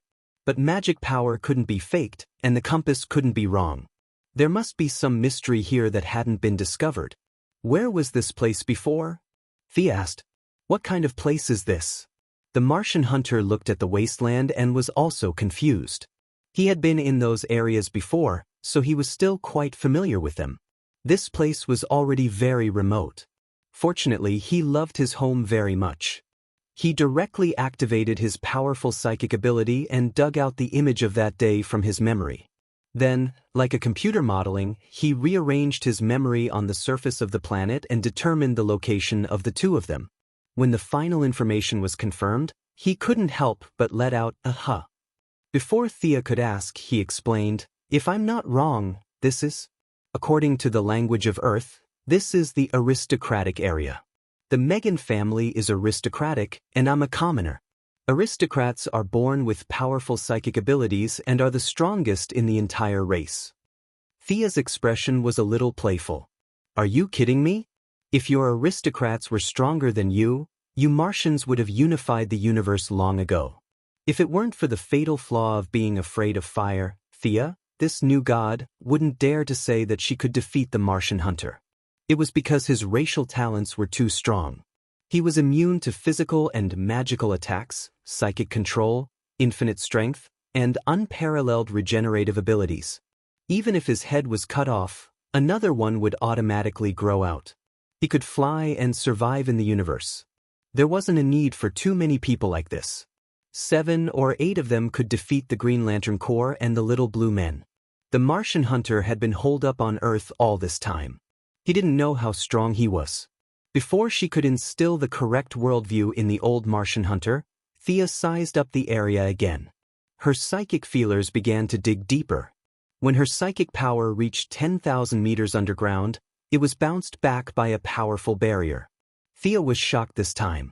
She felt something. Although it was a little vague, the rhythm couldn't be wrong. It seemed to be divine power that bounced back her psychic power. She seemed to have discovered something very strange. Did Martians have a god? When Thea told the Martian hunter about her discovery, he was a little uncertain. You mean to say that there has always been a god on our planet? It's not a figment of the imagination in those artistic works, but a real god with flesh and blood? I'm not sure what kind of life form it is, but there is no doubt that there is divine power below. Do you think it's surprising that there is a god? Hercules, who you've seen, is a god on Earth. Diana is also a god, and so am I. Thea felt that her acting was very good. She spoke calmly as if she was talking about something irrelevant, especially when coupled with her dazzling golden robe, which Thea named God's punishment, and her hood, which was more than half covered. She stood in the air with her hands behind her back. Whether it was her appearance or her rhythm, it was a strong visual impact. The mysterious aura contained in the silence was really suitable for the title of God. The Martian hunter felt that her words were a little strange, but he didn't think too much about the gods. We civilians can't come into contact with the gods. I always thought it was a kind of spiritual sustenance. I never knew that there was a god on Mars who had been watching us. Let's go down first. Your niece is probably down there.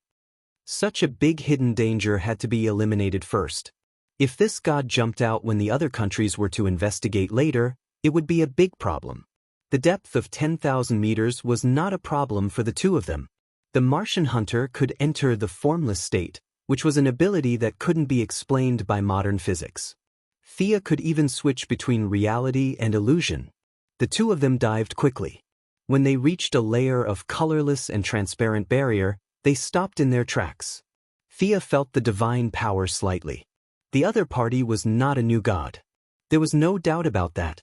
Judging from the waves of divine power, it should be stronger than Apollo and Hera.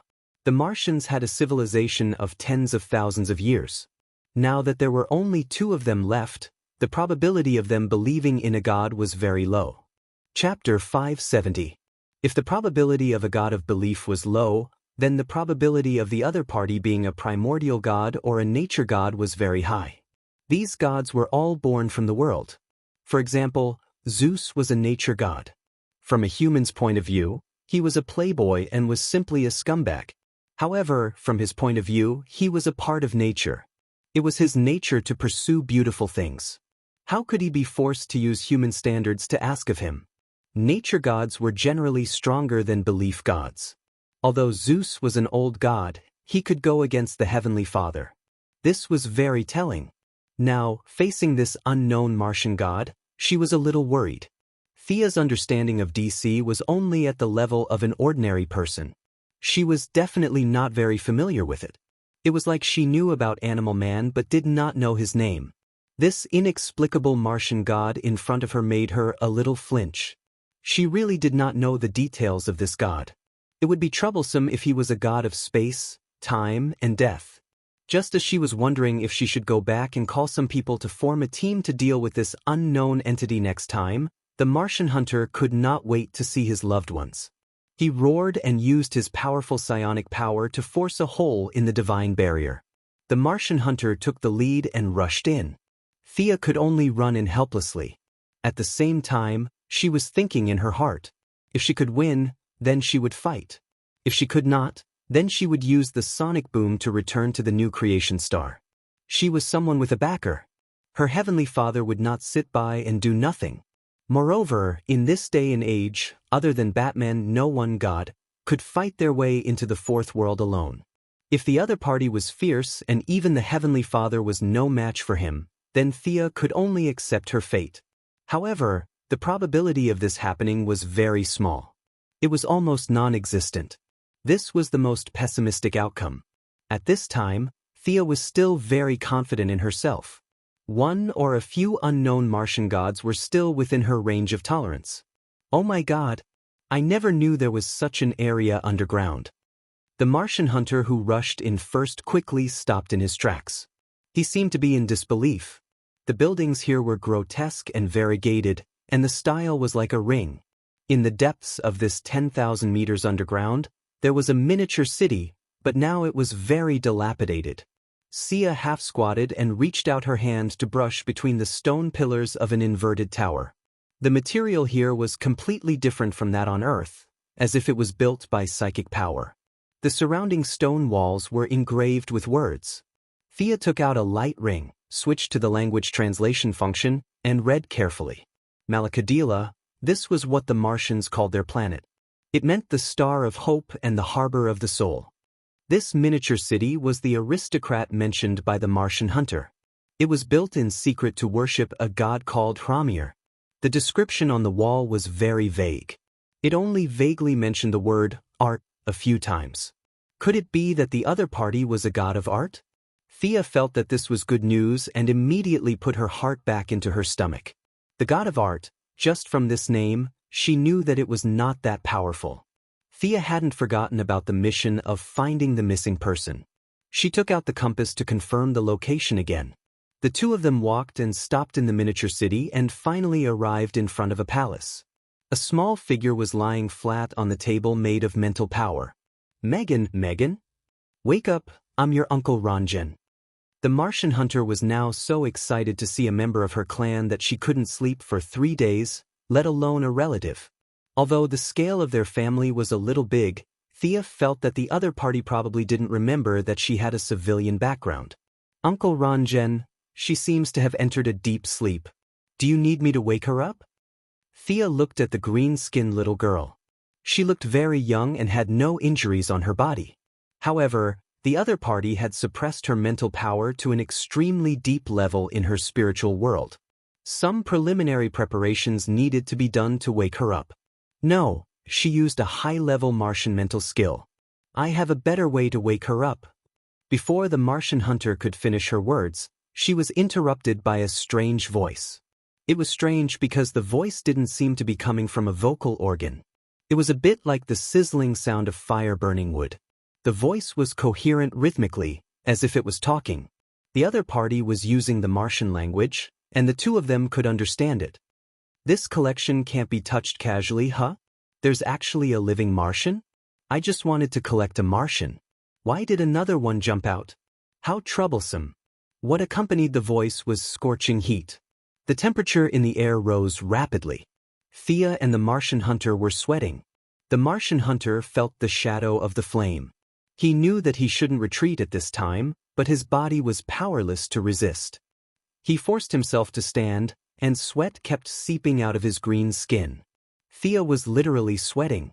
What the hell was this? Could this Martian be a fire god? This made her very depressed. The Martian hunter could relax and do whatever he wanted. This bastard. She looked in the direction of the voice unhappily. The other party didn't give her a feeling of invincibility. After becoming a god, she trusted her feelings more and more. She could tell at a glance if the other party was weaker than her. If the other party was stronger than her, but not stronger than the father, she would have a rough estimate. The guy in front of her, who only talked and didn't show up, didn't give her any danger signals. His real combat power was hard to estimate. She thought that the other party was weaker than Zeus, the father, and the other gods. This made her sigh in relief. I'll go in and take a look. You stay here, Thea said. The Martian hunter tried to move forward several times, but his fear of fire made it difficult for him to move. Be careful. If you can't do it, retreat. Feeling that the other party was weaker than her, Thea's cautious attitude was reduced by half. Her confidence came back. Half of her face was covered by the hood, but her smooth jade-like chin had a hint of pride. Don't worry, I'm also a god. Leaving the Martian hunter behind to look after his niece, Thea walked in the direction of the voice. When she saw the Martian god in a pool of magma, she was happy. In the spacious and huge cave, They saw the god of Mars who was transmitting his voice from 1,000 miles away. The god of Mars was 100 meters tall. Compared to him, Xianxia was like an insect. The magma near the core of the planet was quite spacious, but to his huge body, it was like a small pond. Xianxia carefully looked at the Martian god opposite her. From his appearance, he didn't look like a Martian at all. She could barely make out a human figure with a head, a torso, and 4 limbs. Unlike Xianxia's divine body, half of his body was made of flames, and the rest of his body was made of hot rocks. Although Xianxia had never come into contact with an elemental god, her vision had long surpassed the level of mortals. This Martian god was not completely elementalized. The rocks in his body were proof. Chapter 571. If one could not have multiple roles like the Heavenly Father and Dark Side, then the pursuit of purity was the only way out for the old gods. Xianxia, of course, cut off all excess energy, and Apollo, who only attacked with the energy of the sun, were proof of this. The Martian god tried to elementalize his body, but the rocks in his body exposed his shortcomings. At the very least, he was not pure. In a battle of the same level, this was equivalent to writing one's own weaknesses on one's forehead and telling one's opponent how to defeat him. From this, it could be deduced that the Martian god was not originally a fire-related god. He only became a fire-related god later on, and it was not very successful. You can't move freely, right? Can you only stay in this magma? How sad. Xianxia looked around and asked tentatively. The Martian god also sensed Xianxia's divine power, but the divine power of a new god was very different from that of an old god.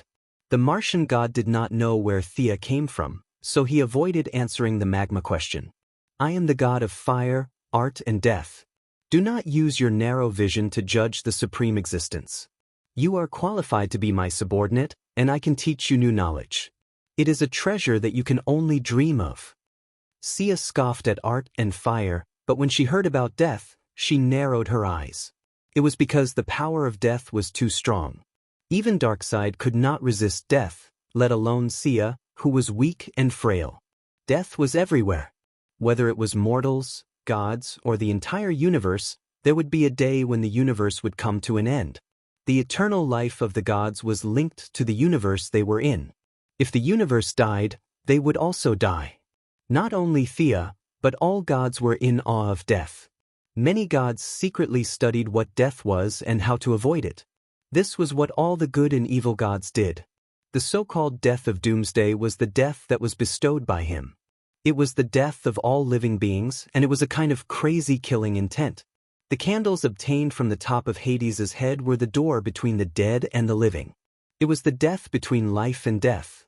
During the descent of the Rotten Kingdom, with her character of taking advantage of every opportunity and squeezing oil out of a stone, she naturally intercepted a portion of the harvest and helped the swamp monster and Miss Abby split their souls to create doppelgangers. No matter if it was the black decay or the green of all creation, she secretly intercepted a portion of them. The green of all creation was given to Poison Vine Lady for research, while the black of decay was personally tested by her. The black of decay also contained the power of death, but this kind of death was brought about through decay. It could only be said that it was an adjunct of decay. He also collected a lot of things that belonged to ordinary people, such as the fire-resistant bricks that had been used in crematoria for 30 years, the trees that many young men and women hung themselves from, and the weapons used by many serial killers. She had gathered a whole bunch of bits and pieces, but it was all to no avail. Perhaps it was because of his personality, or perhaps it was because of his deity position, but she couldn't find anything. Now that she heard that the big guy in front of her also had the deity position of death, she couldn't help but be cautious. Just like Hades, he had studied death for tens of thousands of years, but he didn't dare to say that he had understood it. If she guessed correctly, he was the Helimir of Malakadra, Mars, that was praised on the stone walls in the outside world, the god of flame, art, and death. 3 alien gods that didn't really fit together claimed to have seen through the mystery of life and death. This made her cautious. You are the god of art that the Martians praise in the outside world, right? I can roughly think of the flame, but how did you obtain the deity position of death? Xianxia asked. The new gods fused with the origin and brought about the deity position, while the old gods comprehended from the big rules and obtained the deity position. There was an essential difference between the two, but part of the meaning could be used for reference. As if mentioning the other party's proud deeds, the Martian god named Helimir also wanted to share his experience with this strange god. His voice was still unpleasant, like sawing wood. How to obtain the deity position of death? Of course, it was from a large number of deaths. Annihilation, I saw the end of all things from death. Only by personally ending them could I obtain this illusory power. Sia had a bad feeling. Who are they? Who are they? The Martians? That's right, that's what death told me. Only by cutting off all ties could I obtain the favor of death.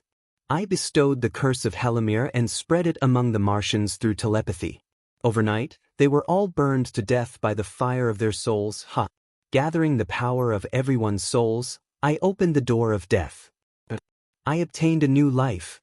Thea's face was extremely ugly. You killed all the Martians.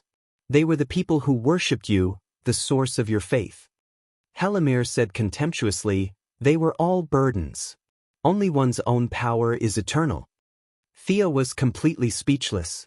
She admitted that she wasn't a good person, but she wasn't evil to such an extent. Just for a possibility, he slaughtered the people who had worshipped him for thousands of years. This kind of guy didn't deserve to be a god. Thea was a little angry, especially when she thought that the Martian hunter outside had his family destroyed because of this guy. Her relationship with the Martian hunter was not as good as her relationship with Batman. This was mainly because the Martian hunter's fatherly love was too strong. All the young and beautiful girls were his daughters. Thea's age was neither too old nor too young. In order to avoid trouble, she always deliberately angered the Martian hunter. The two bickered many times. They didn't act like elders, and they didn't act like peers. Slowly, they got used to this way of getting along. Now that she knew that the person she respected very much, a person who deserved everyone's respect, a person who was thoroughly good, his whole life was affected by this monster in front of her, Thea was burning with anger. You deserve to die. You bastard, you don't deserve the title of God. Thea took out the sword of victory and pledge and roared loudly. The holy sword began to gather all kinds of colors with her anger. She wanted to seek justice for all the Martians who had died unjustly. Revenge for the unjustly dead, this was her justice. The hero mirror in front of her was completely evil. Thea's eyes were unprecedentedly firm. The holy sword in her hand drew a beautiful arc and slashed towards Hiromir. Idiot, you're waving your sword at a true god. Kneel down now and I'll forgive you. Hiromir was indeed unable to move. He could only condense a golden flame in the palm of his hand and deflect the attack of the holy sword from the side. Since the fight had already started, Thea wasn't going to talk to him at all. This huge cave was full of fire elements, and water element magic was completely ineffective. It was obviously unwise to use fire to attack him. Thea used the holy sword as a staff. She tapped the ground lightly and summoned a 100-meter-tall stone giant. She didn't know if it was an illusion, but she felt that this giant had the appearance of a Martian. In order to confirm her guess, she summoned another one. Chapter 572. The second summoned giant looked even more like a Martian. Thea felt that she had found a part of the truth. After commanding the two giants to attack Romer, Thea knelt down on one knee and touched the ground. At the same time, she used the emotions of pity to communicate. The earth first tried to communicate with her, and soon both sides reached a consensus. Thea stood up silently. The Martian hunters could be said to be dead, but it could also be said that they were still alive. The powerful spiritual power not only helped Romir to be reborn and obtain the death godhood, but when their power gathered together, it also replaced the original will of the planet. Romir had to die. This was the only request of the will of Malexandra, Mars. In order to achieve this, they interfered with the fusion of the fire element, causing Romir to be halfway through the fusion. He was afraid that they would do something to him, so he did not dare to enter the spiritual world to fuse with the fire element. 20 years ago, he had also hypnotized Megan Moss, all for the sake of protecting the last Martian.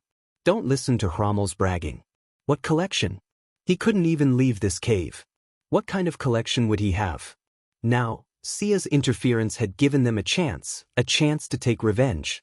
The stone giant summoned by her exploded with 300% of its strength. Even though it knew that it was no match for Romer, it still attacked Romer. Thea didn't drop the ball either. She began to accumulate the power of the holy sword, preparing to end the battle with a single strike. After all, this wasn't a game. It was impossible to know how much HP would be dealt in one strike and how much HP would be dealt in 2 strikes. When the HP bar was empty, the opponent would directly fall to the ground. This was very inconceivable in a battle between gods. The battle would only end if the opponent was dealt fatal damage in 1 strike. Otherwise, it would be like Thea's battle with Madelon on the new planet. Both sides fought for a long time, but neither side was injured. Using the holy sword to gather the will of the masses would require some effort on Earth. Now, there was no need to gather on Mars. They had already gathered together, and they were very honest. As long as they could kill Romer, they could use their spiritual power as they wished. After centuries of erosion, there were at least tens of thousands of spirit bodies that still held strong hatred and had not been assimilated. These were the essence of the Martians. Even if they were not as good as the Martian hunters, they were still the best of the best. A conservative estimate was that from a spiritual point of view, 1 Martian was equivalent to 10,000 Earthlings. Just a single person's spirit energy was enough to materialize and affect the physical world from the mental world. Now that the hatred of the entire race was gathered together and unleashed 100-fold power through the sacred sword, the immense spirit energy caused even Thea's divine body to feel heavy. Not enough again. It was a perfect match for the holy sword to desire even more, and Thea also wanted to see just how much she could improve after ascending to godhood. She wanted even more. The planet's will was overjoyed. Previously, they had protected Megan Moss in order to allow the little girl to attain great success in her divine technique as soon as possible. Carrying their faith, they would be able to take revenge. Although the hope wasn't great, it was still hope. Now that Thea had jumped out to help, she actually felt that their power was not enough. This caused the planet's will to begin to transfer energy even more wildly. When all the power of a cheater race was gathered together, it was simply impossible to calculate with numbers. Scram. Ron Mill was not a fool. Seeing Thea preparing her ultimate move, if he did not do anything, then he would have really lost his mind. He took out a long whip from the magma and wrapped it around the head of a stone giant, pulling it directly into the magma. The remaining stone giant was also blasted into smithereens by the golden flames he shot out. Unappreciative brat. After dealing with the 2 stone giants, Ron Mill raised his whip and fiercely lashed it at Thea. The tip of the whip carried a large amount of flames. The golden flames were like countless tiny dragons attached to the whip. Thea did not dare to take on the flames that seemed to have a very high temperature. She jumped up and dodged the whip. However, she made a mistake. The other party's whip technique was sloppy and ordinary, but the flames were unique. The bright silver flames left the whip and wrapped around Thea. "Ha, did you see that? This is my living flame. You should be honored to die under this move." In order to avoid this unknown flame, Thea could only continue to fly upwards. However, the flame seemed to have a consciousness and followed her movements. Interesting. This flame was very pure, a bit like a mutation of the soul flame. This Ron Mill most likely added the Martian's psionic ability to his divine domain of fire to obtain this strange flame. Sia tried several spells in a row, but the flame storm was directly neutralized by the living fire. The dungeon spell, which could withstand the impact of several tons of power, was also burned through. It had almost no hindrance. Carrying the holy sword that was getting heavier and heavier, her mobility was severely limited. She had no choice but to use the ring of lanterns to wrap the flame. Thea directly opened a portal and threw both the ring of lanterns and the living flame to a remote planet. She planned to study it carefully after the battle. Ron Mill, who was trapped in the magma and could not move, silently made up his mind when he saw that his long-range attacks were ineffective. He opened a portal in the void. The ink-like darkness shrouded the surroundings, as if the essence of death filled the underground cavern. Ron Mill withdrew his flame giant form and merged with the darkness. His voice was no longer burning like firewood. Instead, it sounded a little ethereal. Look, this is death. I don't care which god you are destined to fall here today. In the thick darkness, there was only a little bit of light. That was the holy sword in Thea's hand. She looked around with interest. The same thing would have subtle differences in the eyes of different people, not to mention the invisible and intangible thing like death. Thea had never seen a god who dared to say that he had control over death. However, looking at it from different angles, she had some insights. Ron Mill seemed to have gained inspiration from the extermination of his race. The thick ink in front of her was his experience. Darkness is death. Thea felt that Ron Mill most likely understood it this way. And it was not only the darkness, he had also borrowed the Martian's psionic ability and added countless dangers to the darkness. With the help of the Holy Sword's perception, Thea saw countless shadow beasts wandering in the darkness. She had never seen any of these beasts before, and they were all abstract and in all kinds of strange forms.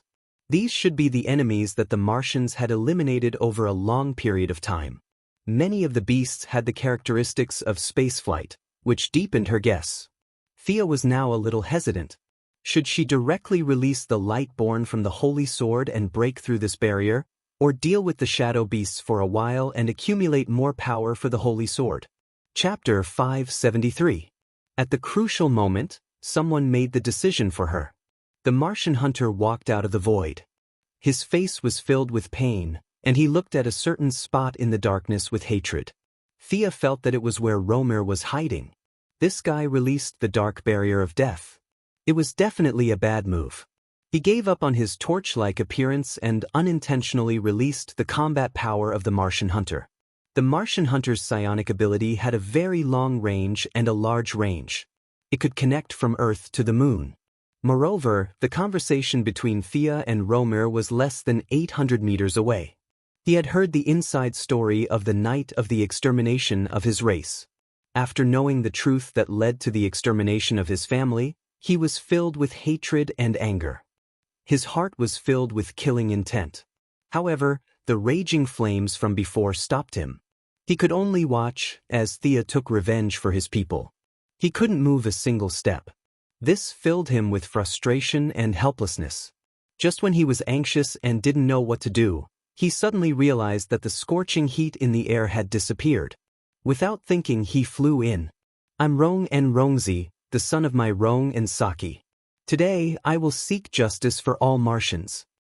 As the Martian hunter shouted, the entire planet seemed to respond to his call. The huge hole resonated with his voice. This vibration continued to the surface. On Earth, 50 million kilometers away from Mars, several reconnaissance satellites observed the drastic changes in the Martian magnetic field. Compared to Thea, Rong was a proper Martian. However, he didn't have a weapon that could carry his psionic power. Many Martians who still retained their consciousness could only create some shadows to encourage him. It was truly spiritual encouragement. Father, Mother, Milia, Graham. Many shadows appeared around him. The Martian hunter, who was originally very idealistic and relied on his psionic power to conquer the world, received the encouragement from his people, and his psionic power increased by a large margin. He didn't have any divine power, nor did he know anything about the death godhood. However, relying on his psionic power, which was one of the best in the entire universe, he forcefully opened up a small area in the darkness. The light of the soul was resplendent and mysterious. It intersected with the radiance of Thea's holy sword, reflecting each other. Ranjen Rongzi, I remember you. Your name means supreme light in the Malakadra language. When you were born, your light of the soul could envelop the entire planet. Hromir, who was hiding in the dark, said darkly. Your people are too powerful. What the world needs are gods, not powerful mortals. All of you will eventually perish. I don't know how you managed to escape the calamity, but today, you will definitely die here. Contribute your unique soul light to my authority of death. After leaving his flaming body, Romir seemed to have freed himself from the shackles of the lava. He could now move freely in space. Under his command, countless shadowy beasts attacked the two of them in a frenzy. Thea continued to maintain the Holy Sword's energy storage. She only maintained a defensive stance, leaving the attacking part to the Martian hunter. To be honest, this was the first time she had seen a Martian hunter fight at full strength. She felt that the Martians were a threat to her status as a god, so it made sense for her to wipe them out. The Martian hunter was too fierce. He had no divine power or divine position, but he added his soul power to his body, which was comparable to Superman's, and the energy that burst out was not inferior to that of the new god. In theory, the shadowy beasts, which were immune to abilities other than magic and divine power, were beaten by him until they cried out in pain. This was the overbearing aspect of soul power. If I feel that you will be injured, then you will be injured. If I feel that you will die with this punch, then the opponent will really die. Soul power was a very idealistic power. Thea could only say that she had grasped the surface of it. She was still far from being able to freely use it in battle like the Martian hunter. To a certain extent, the use of the light ring also placed great importance on soul power, but it did not need to be so profound. As the Martian hunter violently cleared the area, the originally countless shadowy beasts gradually became clear. Dealing with these small fries could not quell his anger. The revenge of the entire race was on his shoulders. He whispered to Thea and hurriedly rushed towards Romer. The other party did not know that he was afraid of fire. As long as he changed his form, the super Martian in front of him, who could compete with a super scion, would immediately shrink. Romer could only meet the aggressive Martian hunter head-on. Soon the two of them fought back and forth. Unable to use the flame whip or live fire, Romer was forced to retreat by the Martian hunter's psionic punches. Even if he hid his tracks, the Martians, who had turned into the planet's consciousness, would still point out his location. He was now in a dilemma. The Martian hunter was simply unforgiving. The 100-meter-tall Romer was beaten back by him, and even one of his arms was cut off by the Martian hunter's soul blade. Even though it quickly grew back, this god still felt humiliated. Uncle and Rong, go away. The light energy Thea had accumulated this time was 3 times more than when she fought against Doomsday. It seemed that the amount was not much, but in fact, it was because every time it carried an additional portion of power, the weight of the holy sword would increase. The accumulation of power was not additive, but multiplicative. Thea did not know how many Martians she had gathered. She was just very confident that the other party would not be able to block or dodge the sword. The powerful convergence of power seemed to have a trace of karma. The other party regarded mortals as ants. Today's result was destined because of the past. Gods were indeed great, but mortals could not be ignored. For all the Martians. Thea held the holy sword and flew up. The two of them approached each other rapidly. The light on the holy sword reflected Romer's desperate face. He could not block it in time. The rules of the world restricted his space of movement. He could only watch as the holy sword stabbed into his left eye. The bright light shone into the world. The cave that was previously filled with thick black ink was flooded by the light. The 100-meter-tall Romer fell to the ground. The holy sword gathered the light of the souls of all the Martians. Not only did it disperse the darkness in the cave, but it also broke Romer's death divine domain. Romer, who was originally the god of art, was obsessed with obtaining the death divine domain. Ironically, he could not use this power at all. He could only drink poison to quench his thirst and use the flame divine domain to suppress the death divine domain. Now that the death divine domain was directly broken, the balance in his body could no longer be maintained. His whole body was like a torch, burning fiercely. The divine domain began to backfire. His life was about to come to an end. Regardless of whether he was self-combusting or not, Romer, who had turned into a big candle, caused a serious disturbance to the Martian hunter. It was a pity that he could no longer see this scene. The Martian hunter, who was previously majestic and could reach the sky and catch turtles in the sea, instantly withered when he saw the torch. He was only holding on because he was still thinking about the blood of countless people. My son, you must be strong. Rongin, my husband, we will always be with you. Father, you must promise Graham that you will live on well. Thea saw 3 big and 1 small Martians surrounding Rongin. Their voices were like a breeze blowing past. The Martian hunter's face changed from pain to sorrow. The light of the holy sword was still working. The entire underground cave was filled with the light of the souls of the Martians. This also caused more and more Martians to walk out. Chapter 574. Among them were Rong En's neighbors, his relatives, and even a few people who were his enemies. Some encouraged, some provoked, and some cursed. They were using different methods to help Rong En get back on his feet. Uncle Rong En.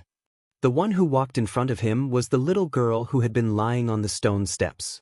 She was the only surviving Martian other than the Martian hunter, Megan Moss. The little girl also had a strong psychic ability. She communicated with many wills and quickly understood the situation. She walked to the side of Rong En, who was half kneeling on the ground, and gently placed her palm on his back, silently giving him her support. Uncle Rong En, that guy is dying. You can give him the final blow. Thea also appeared at the right time. Rong En was a few hundred years old. He did not need the encouragement of a 20-year-old to be able to strengthen his confidence. Superman was able to overcome the influence of kryptonite and kill Doomsday. Did he rely on his physical strength? No, he relied on his tenacious willpower. Thea felt that the Martian hunter should also have such willpower. After taking this step, his fear of fire would also be reduced by more than half. The Martian hunter finally stood up shakily under everyone's expectant gaze and walked forward shakily. Whether it was Thea, Megan, or even his family, they were all secretly cheering him on. He walked a short distance of 100 meters for 5 minutes. As he got closer and closer to Ron Mill, his confidence slowly recovered. I can do it. I won't be afraid of fire anymore. I can't let Cam down. The Martian hunter roared out his daughter's name and started to stagger forward. The soul ability that would automatically extinguish upon seeing flames once again lit up in his heart. It was very weak, as if it could be extinguished with a single breath. However, the hope of his family overcame the defects in his body. His soul ability was repairing his body with an incredible ability. The Martian hunter felt very strange at this time. His idealistic psychic ability gave him an intuition that maybe he was not so afraid of fire anymore.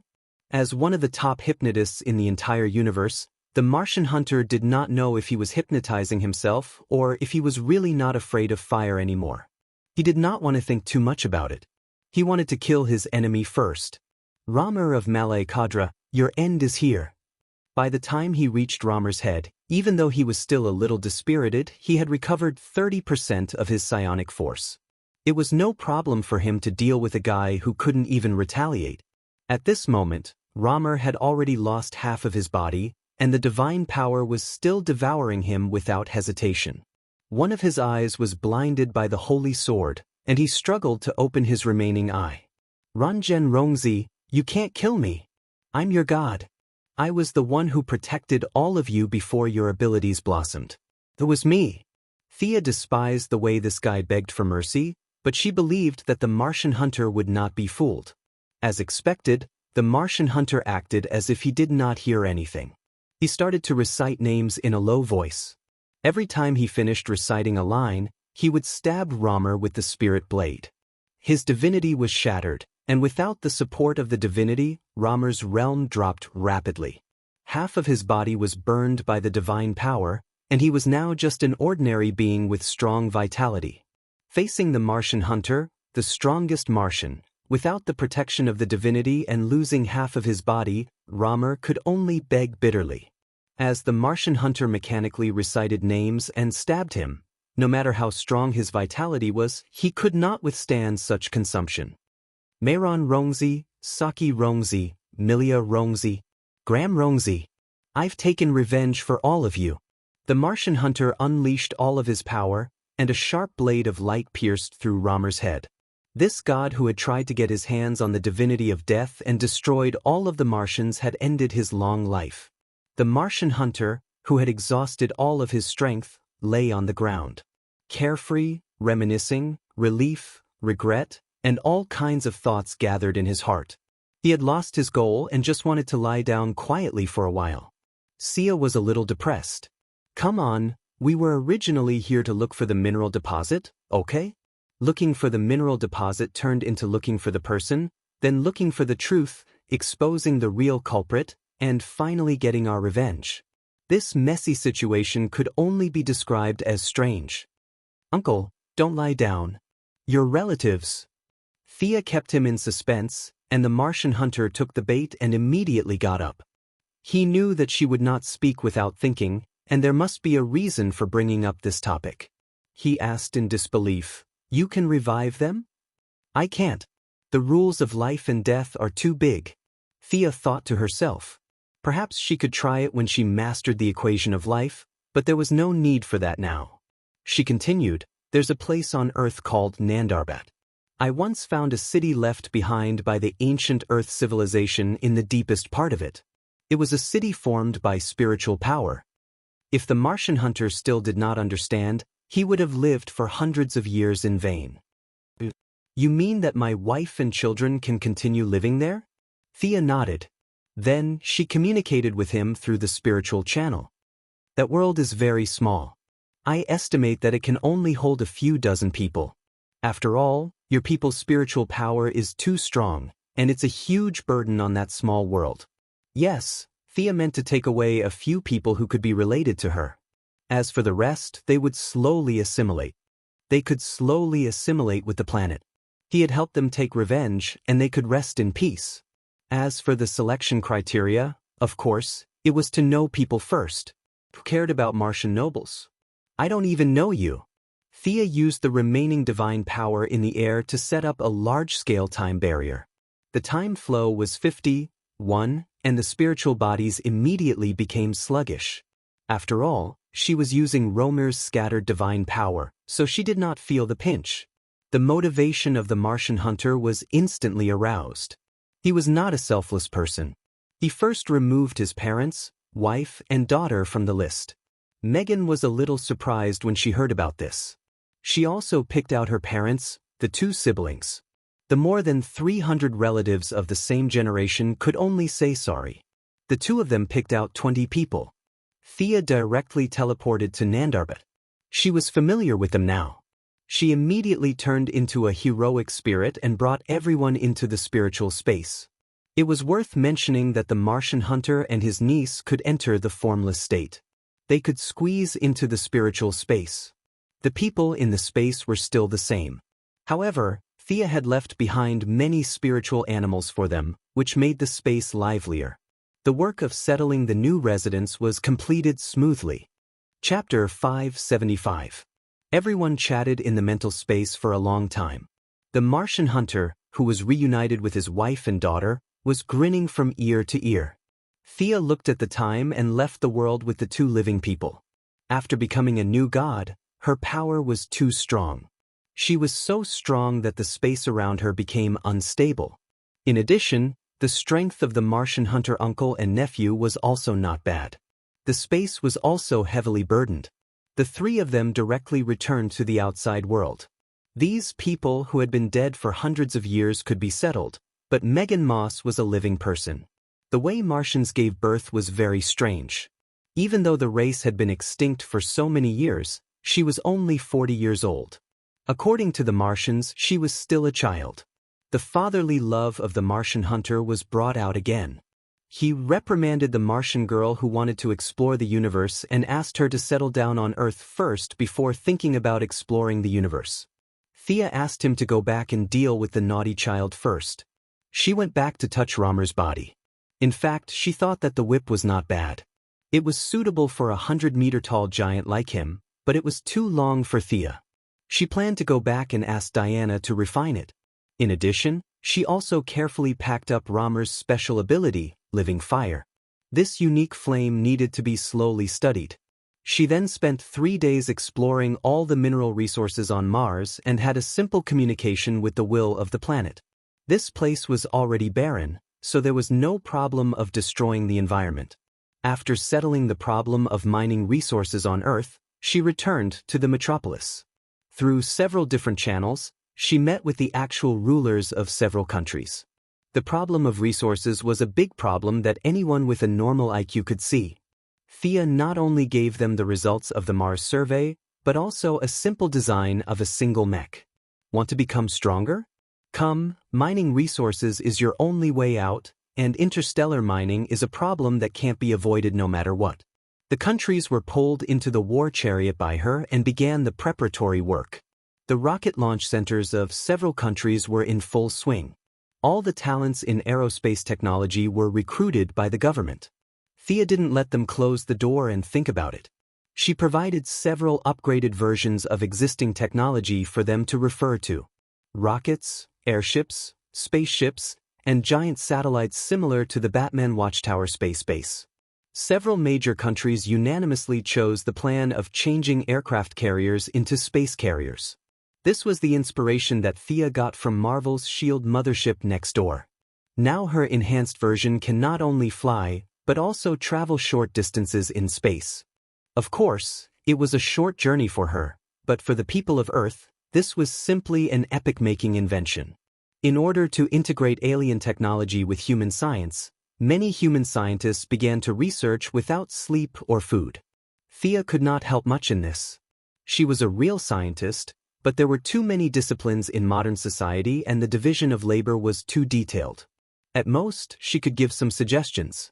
She did not know much about the details, and the specific implementation would have to be studied and mastered by the people on Earth. Otherwise, it would be a tragedy if the mothership fell halfway. After hanging out with the scientists for less than a month, she had to leave the laboratory because Diana had returned. "You've become beautiful." This was the first sentence that the long-legged goddess said when they met. This made Thea very happy. Her attributes were now very magical. Strength and dexterity were the weakest, and intelligence and perception could only be said to be good. Charm, which she had never paid much attention to, was the highest. Perhaps this was the ability of wealth? In the eyes of different people, she would show different beauty. No matter what gender or race the other person was, even a silicon-based creature would think that she was beautiful when they saw her. Even if the two aesthetic standards were worlds apart, they would still think that she was very beautiful. "Have you found your source?" Thea carefully looked at Diana. Her aura was not the same as before, but it was also different from her own. It did not look like she had fused with her source. "Source?" Diana asked. Thea suddenly realized that she didn't tell her about these things because she was afraid that it would affect her choice. Now that she didn't have these scruples, she told her about the whole process of her ascension, and also mentioned the Heavenly Father and a lot of people. "Well, I don't think it's fusion. If you want to name it, I think it's more like cultivation." The long-legged goddess thought about it very seriously and said carefully. Diana's concepts were very vague, so she could only answer Thea's questions. The two of them studied for a long time and finally figured out the basic context.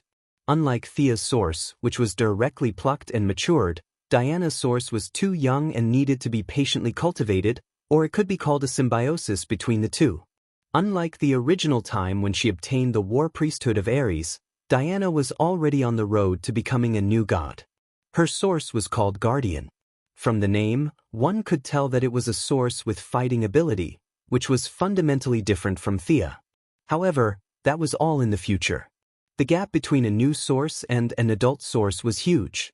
For the first time in 100 years, Thea suppressed Diana in all aspects, so she was very happy.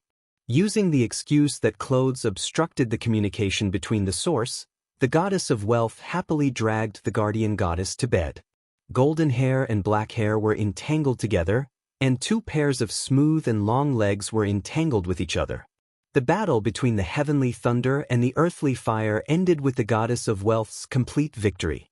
The two of them were intimate for half a month before they finally remembered that they still had business to do.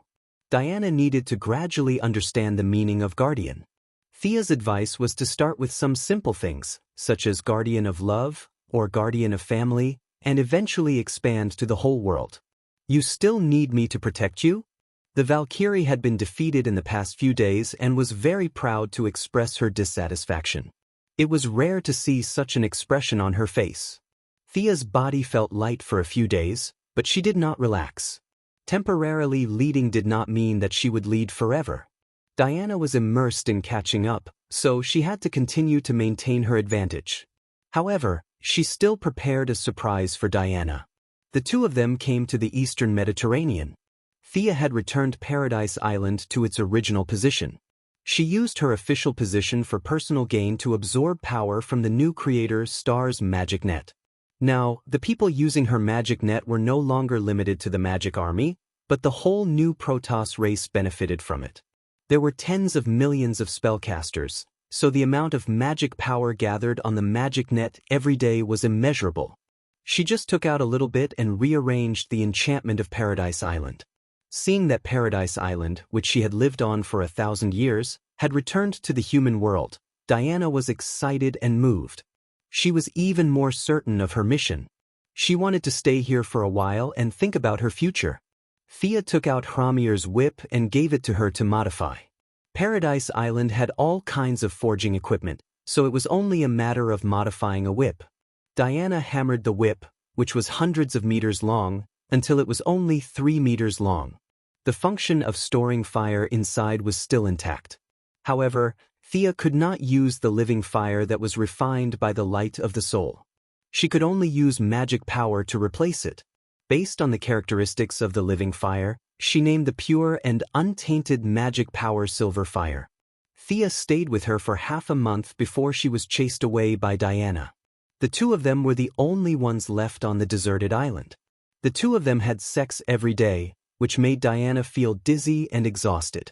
Although they were still very happy mentally and physically, and they even had more divinity than ordinary people, they were actually quite happy in all aspects. However, if they continued to play like this, they would not be able to discover anything serious even after 1,000 years.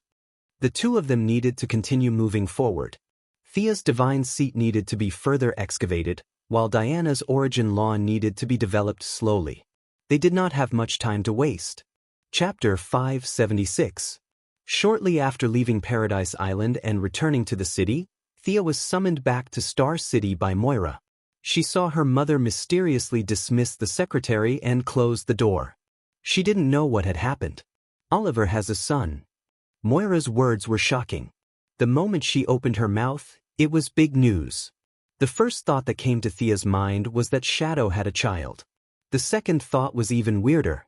Did he get back together with Laurel and give Tommy a forgiveness hat? In less than a second, she knew that she had been wandering around Paradise Island for the past few days. Her mind was too active and she was 100% sure that she was wrong. When she passed by the Green Arrow base just now, she didn't see any signs of pregnancy. What Moira was talking about was definitely not the current situation. Moira didn't let her think too much and handed over a photo. In the photo was a little boy of 7 or 8 years old. He was thin and small with a few freckles on his face. This child is 8 years old. His name is William. I gave his mother a sum of money to send them away. Do you think we should accept this child? Moira's words were vague, but Thea understood her subtext. At that time, the Quinn family was a rich family. In order to prevent unrelated outsiders from sharing the property, and Oliver was indeed a bastard at that time who fooled around and had a child, Moira, as a mother, sent them away. It was not wrong. However, now that the election was imminent, Moira was a little uncertain whether this incident would cause a domino effect. Thea didn't speak. She looked at the photo first. His eyes and chin were a little like Oliver's, but other aspects were not obvious. She felt that Moira was a little confused because she cared too much. A child like this was actually separated from Moira by a layer, so it wouldn't cause a direct impact. She had a little impression of this child named William. He should be the child that Oliver had before he went to sea. At that time, it was still Thea 1.0 era. She remembered that this unlucky child was repeatedly captured by bad guys in the American TV series. Oliver said that he hid the child in a place that he didn't know. However, the bad guys' secondary professions were all detectives. Every bad guy could capture his son and threaten him. It was a pain in the ass. Now there were only two options: to maintain the status quo or to protect him. Let's maintain the status quo. I'll send someone to protect you, Thea said with clear eyes. She could only take precautions in advance. This was Oliver's flesh and blood. There were many methods that could not be used. What about Oliver? Don't tell him, Thea said straightforwardly. It wasn't that she had any bad intentions, but she had a divine premonition that if this child named William didn't get involved in Oliver's life, his future would be very happy. Not everyone wanted to be a superhero or the son of a superhero. This could be seen from Professor Alec Holland and Miss Abby, who both lived in seclusion, not to mention Damien, who was still training hard after returning to Gotham. Not everyone had an iron will. Superheroes were definitely not the first choice of ordinary people. William had lived for 8 years without any illness or disaster. Thea could guarantee that once the Quinn family recognized this child, his originally peaceful life would fall into an unknown abyss. There was a complicated cause and effect relationship. Thea was not prepared to talk about those mysterious things with Moira. As an outstanding politician, Moira also did not want to recognize this child. However, she could not consider the cause and effect relationship. She could only consider it from the perspective of herself, politics, and family. Now that she heard Thea's words, she was secretly relieved. Little William, who was living in a small town thousands of miles away from Star City, did not know that his future was decided by a few words from his evil grandmother and Aunt Goddess. He was still enjoying his childhood peacefully. Thea left Moira's mayor's office and made some arrangements. The child's various birth certificates were disguised. The child's mother was also promoted slightly through indirect relationships. She did not have to worry about food and clothing and had a stable income. This was considered a good ending. She originally wanted to set up 2 security guards, but after thinking about it, she gave up. How could one guard against a thief for 1,000 days? Setting up security guards would only raise suspicions. Apart from this child, Thea did not do any more concealment measures. As a presidential candidate, as long as Moira did not have any major problems, she would be fine. Even if there were political enemies who tore a hole in Oliver's body, it would do little harm to Moira. The most important thing was that Oliver's previous private life was too unrestrained. There were at least 800 women who had dated him. With such a large base, as long as someone wanted to find them, they would definitely be able to find them. No matter how powerful Thea's eye of obliteration was, it could not kill more than 800 people. She could not hide it at all. If Oliver were to run for president himself, then there would definitely be more than a dozen children with different skin colors jumping out in public to call him father. Now that they were separated by a layer, the impact on Moira was very small. The United States was deeply influenced by the United Kingdom, and the requirements for leaders were slightly more serious. In Europe, it was common to see a young president with an old wife, and which lover the president had dinner with.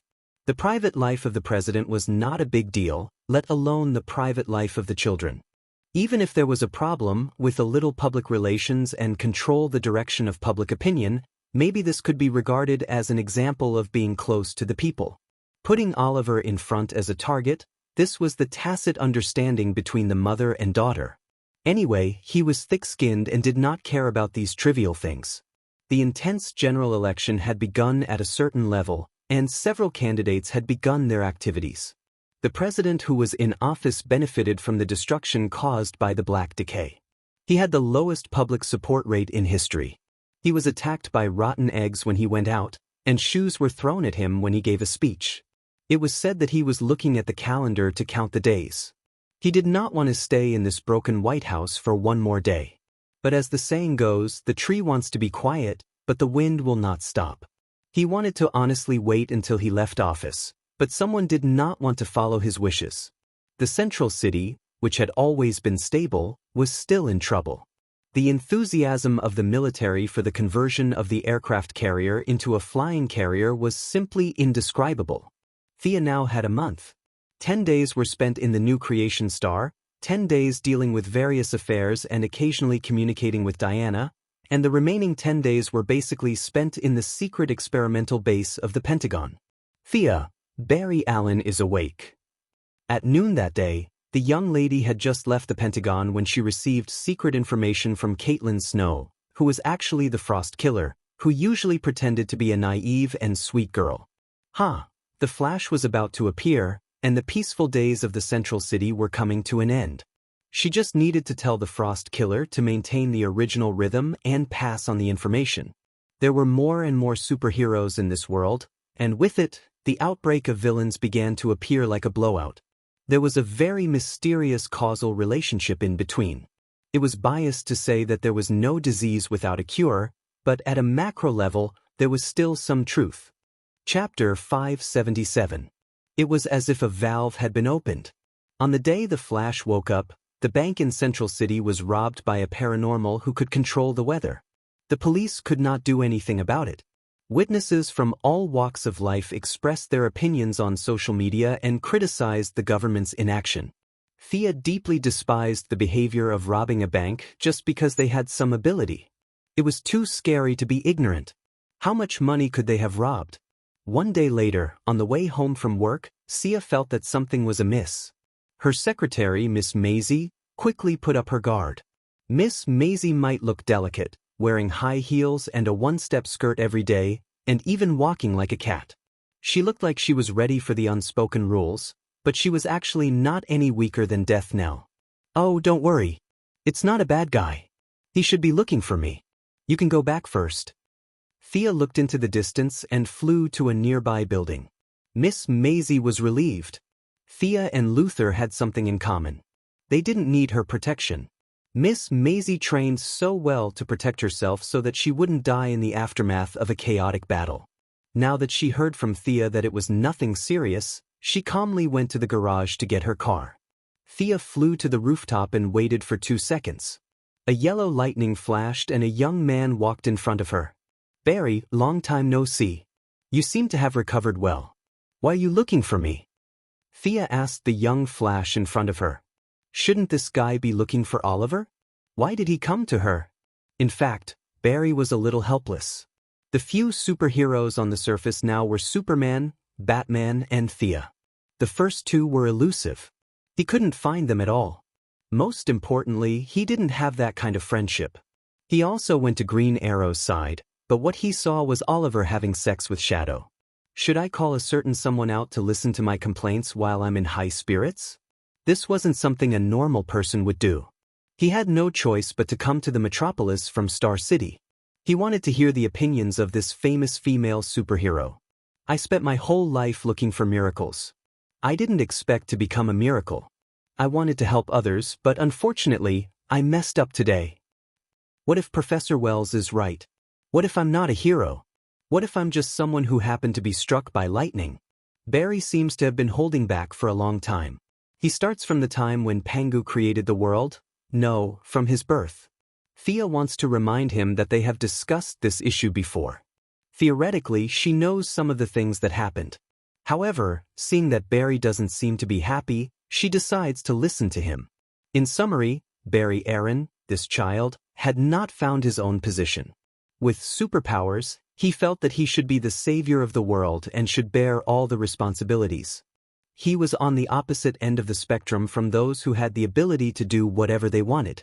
Thea had forgotten how Oliver had enlightened her in the original space-time, but she had her own methods. She stretched out her hand and cast a water mirror spell. The water ripples, and soon, the image of an old man appeared. Thea knew that Barry didn't recognize him, so she started to tell him. "Dr. Savannah, he has been looking for miracles his whole life. Half a year ago, he finally received the favor of fate and obtained extraordinary powers. He thanked the heavens for their blessings and donated 1/3 of his family fortune. He also helps the poor from time to time. Now, he is still donating books and precious ancient books to various universities. He's already 60 years old, but he's still using light and heat." Thea felt a little guilty when she said this. Dr. Savannah was a proper villain in the original spacetime. Now that he had obtained 20% of Black Adam's divine power, in order to make a good impression on Thea, not only did he donate his family fortune, but he also built bridges and paved roads, planted trees, helped the poor, and helped the poor. He did a lot of good deeds. Thea didn't treat him unfairly. Naturally, she didn't give him the dummy version of the new creator's planet. Instead, she gave him a copy of the teaching notes that she used to teach Damien. If he had any questions, he could teach her remotely or leave a message. Seeing that Barry was deep in thought, she gave another example. This time, the image changed, and a little boy with green skin appeared. This boy's name is Carl Logan. His codename is Beast Boy. Due to an accident in the laboratory, he underwent a genetic mutation and can switch between animals. He's only 9 years old now. This is the image of him saving a traffic victim yesterday. In the image, Beast Boy turned into a pony, and in an instant, he pushed the victim from the front of the car that failed to brake to the other side of the road. Thea covered her face a little. It was hard to tell which was more painful, being hit by a car or being pushed by a pony. Barry, who saw this scene, was also a little embarrassed. This child was much fiercer than him. Thea coughed a little. Look, no matter if it's a 60-year-old man or a 9-year-old child, even if they do it clumsily, they are still doing it. It's better than not doing it at all. Everyone needs to grow, and heroes naturally need to grow as well. If they can't do it today, they can do it tomorrow. Heroes don't grow in a day, right? Do what you should do. It's not that lightning happened to hit you, it's that it chose you. Thea looked at the son of the god of speed, and said with a solemn and respectful tone. After laying out the facts and reasoning, Barry Allen regained his vigor and returned to Central City while singing. The first battle of the Flash. Thea stood there and thought for a while. It was better to go and observe. Compared to intelligence and charm, Thea wasn't good at speed. However, she had upgraded from a normal person's model to a Lord's model. No matter how slow she was, she could still be faster than the rookie Flash. How could she run back like a wild donkey? Thea pursed her lips. She could still compete with him in speed in the future, but she wasn't in the mood now. She identified the direction and directly teleported to Central City. She put on an invisibility spell and entered the cutting-edge technology laboratory. Other than Caitlin, who noticed her visit, Psyker and Reverse Lightning didn't notice her at all. Thea waited in silence. What happened next was like watching a movie. The Flash ran back and showed Psyker his high-tech wear-resistant suit as if he was presenting a treasure. After that, the monster that controlled the weather also jumped out at the right time. The Flash's first battle wasn't good, and Reverse Lightning used his max-level mouth to start feeding him chicken soup. What left the deepest impression on Thea was his heart-wrenching scream, "Run, Barry, run, run." She didn't watch the old man's emotional performance anymore. She rushed to the scene and prepared to observe the god of speed. At this time, the monster was still clamoring, and even shouted that he was God. Thea almost fainted. The ignorant were really fearless. After holding back for so long, it was just a small tornado. Did he think he was God? She looked at the Flash, who was moving in the opposite direction of the tornado.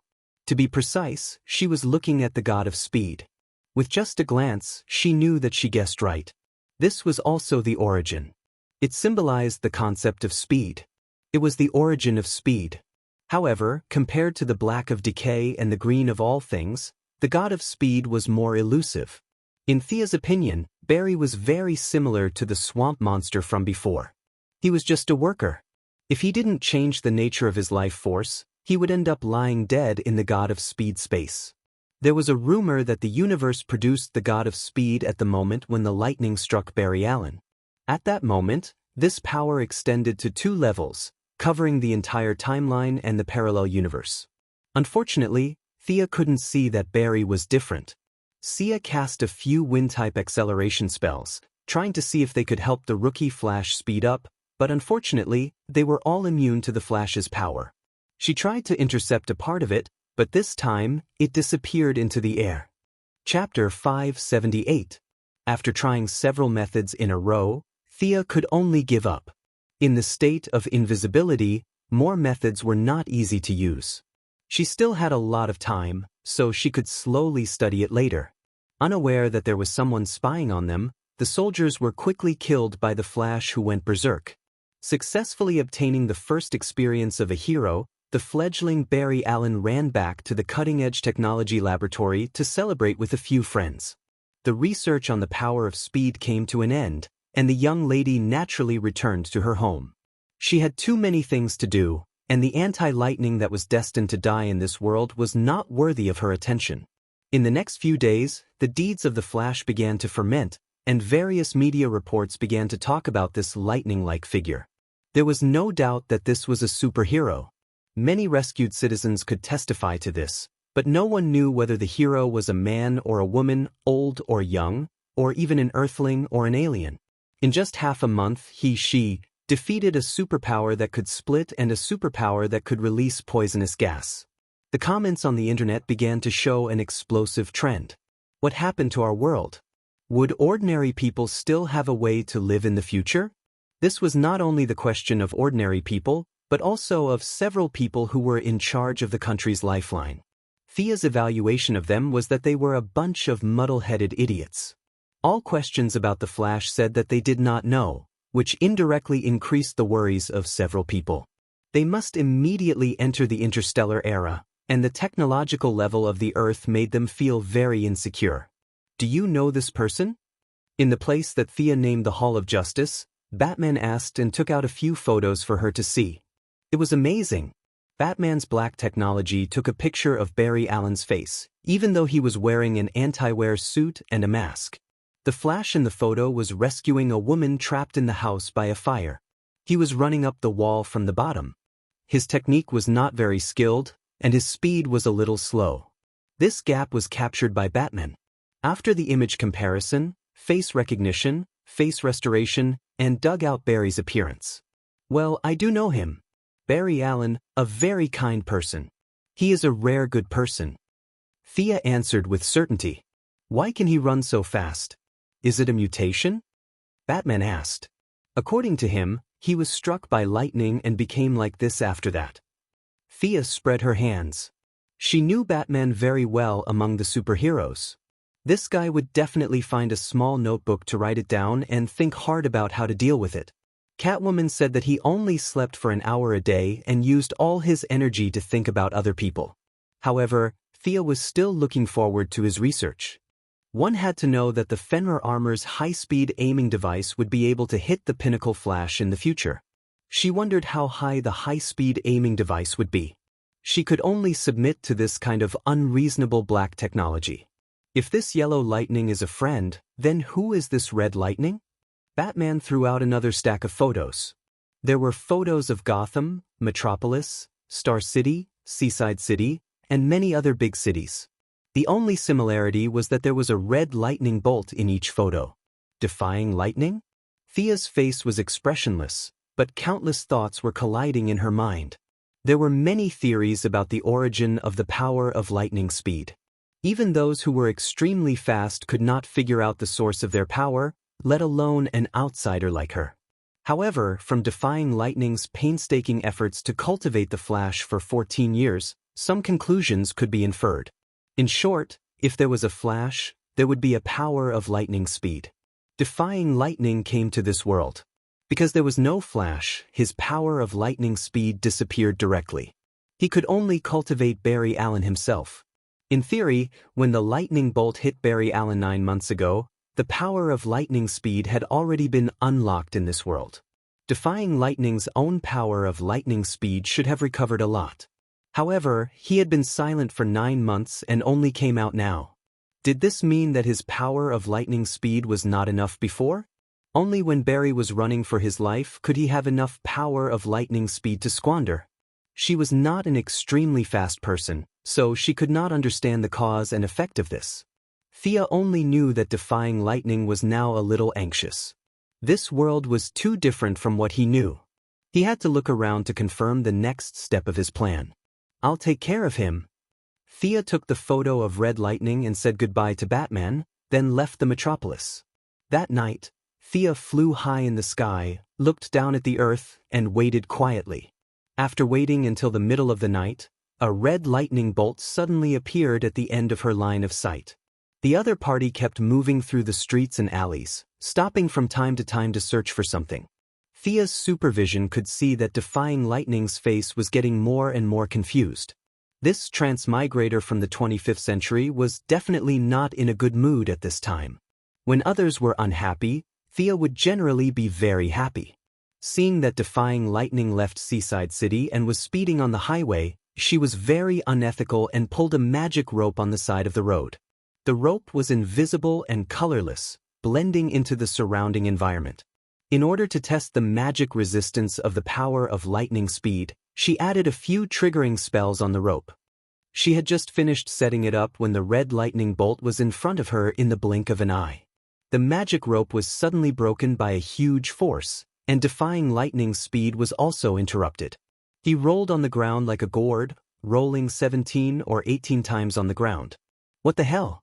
Defying Lightning looked around, a little confused. He dared to swear to God that he did not see anything just now. Thea was also very happy. These extremely fast people were protected by the power of lightning speed, which was very anti-physical and ignored the rules of inertia and acceleration. Otherwise, they would have fallen to their deaths at such a high speed. In any case, she still remembered her mission, which was to teach Defying Lightning a lesson and make him obediently stay in Central City and play with little lightning slowly.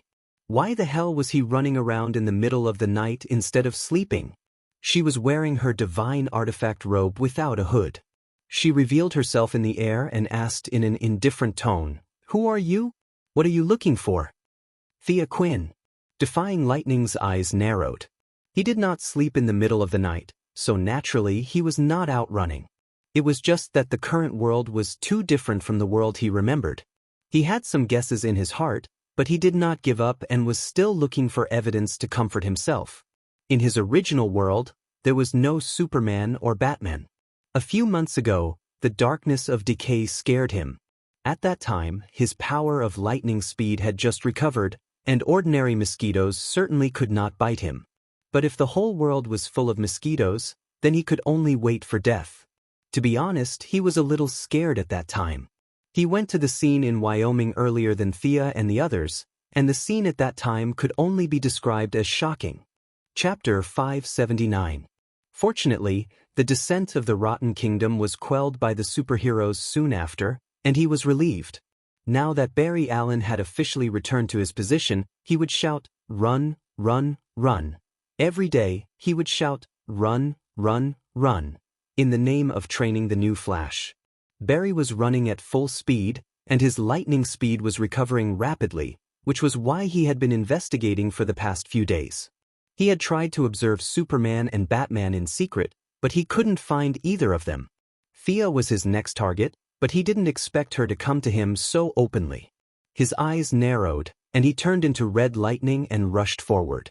Looking at the red lightning in front of her, Thea increased her speed and chose to dodge.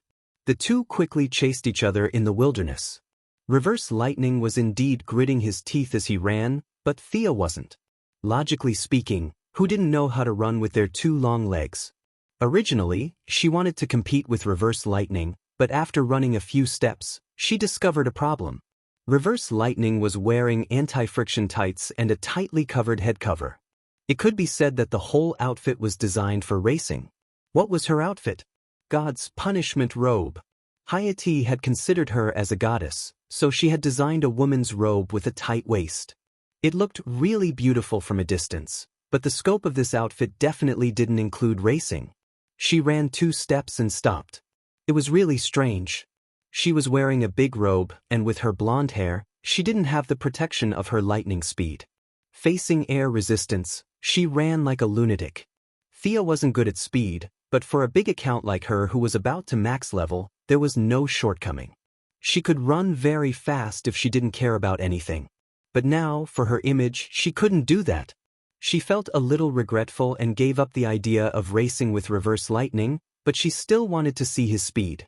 With her unparalleled mastery of teleportation, she began to use short-range teleportation to increase the distance between the two sides. From a distance, it looked like a mage flashing, rushing forward with a whoosh. Reverse Lightning had never seen such a strange way of moving. He was very confident in his lightning speed. "I don't care where you run, I will chase with all my strength." For a moment, a sky-blue shadow was in front and a red lightning bolt was behind. The two of them began to compete in speed.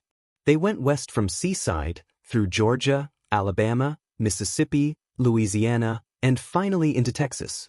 The two of them didn't go to the big city, but instead ran as fast as lightning on the road.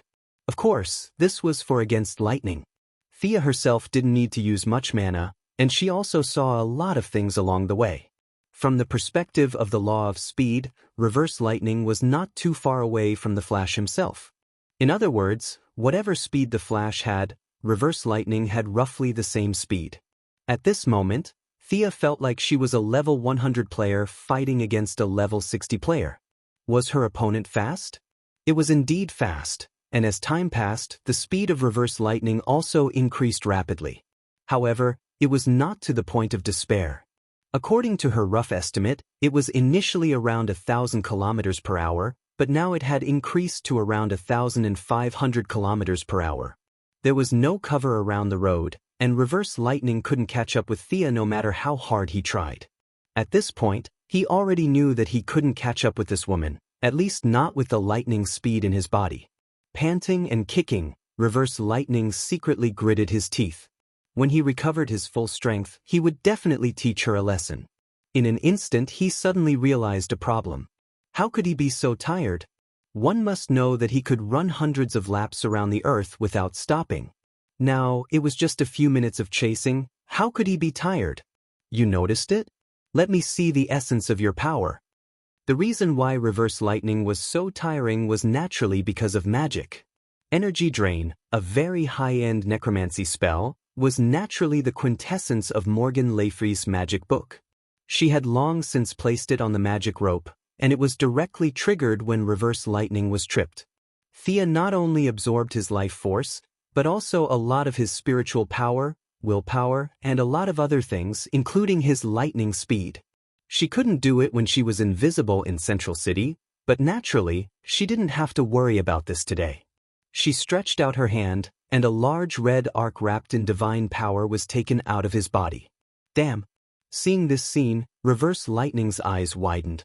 I've always been the one to steal other people's lightning speed, but today, I'm the one being robbed. Are you still a hero of justice? I'm going to complain. The red arc was very rebellious. It kept hitting the divine power barrier, wanting to return to reverse lightning's body. What is this? She asked knowingly. I don't know. Reverse lightning answered simply. What are you looking for? Thea was too lazy to play with him. Her body floated in the air, and she looked down at reverse lightning. Are you stupid? I can fly.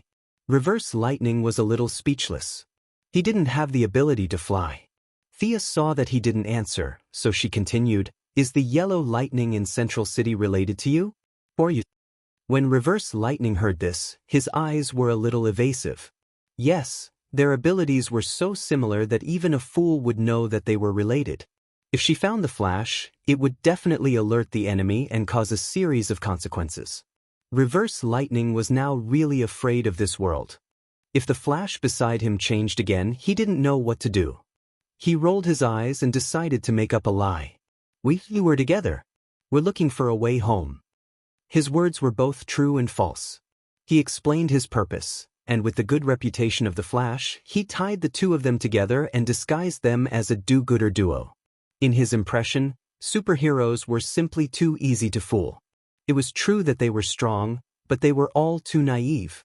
The truth was just as he expected. The good reputation of the Flash helped him, and the superheroes opposite him fell for it. Thea laughed secretly, but she didn't expose him. Her attitude became a little more amiable. A way home? You're not from this world? Are you from a parallel universe or a different time period? Reverse Lightning was a little surprised by her sharpness.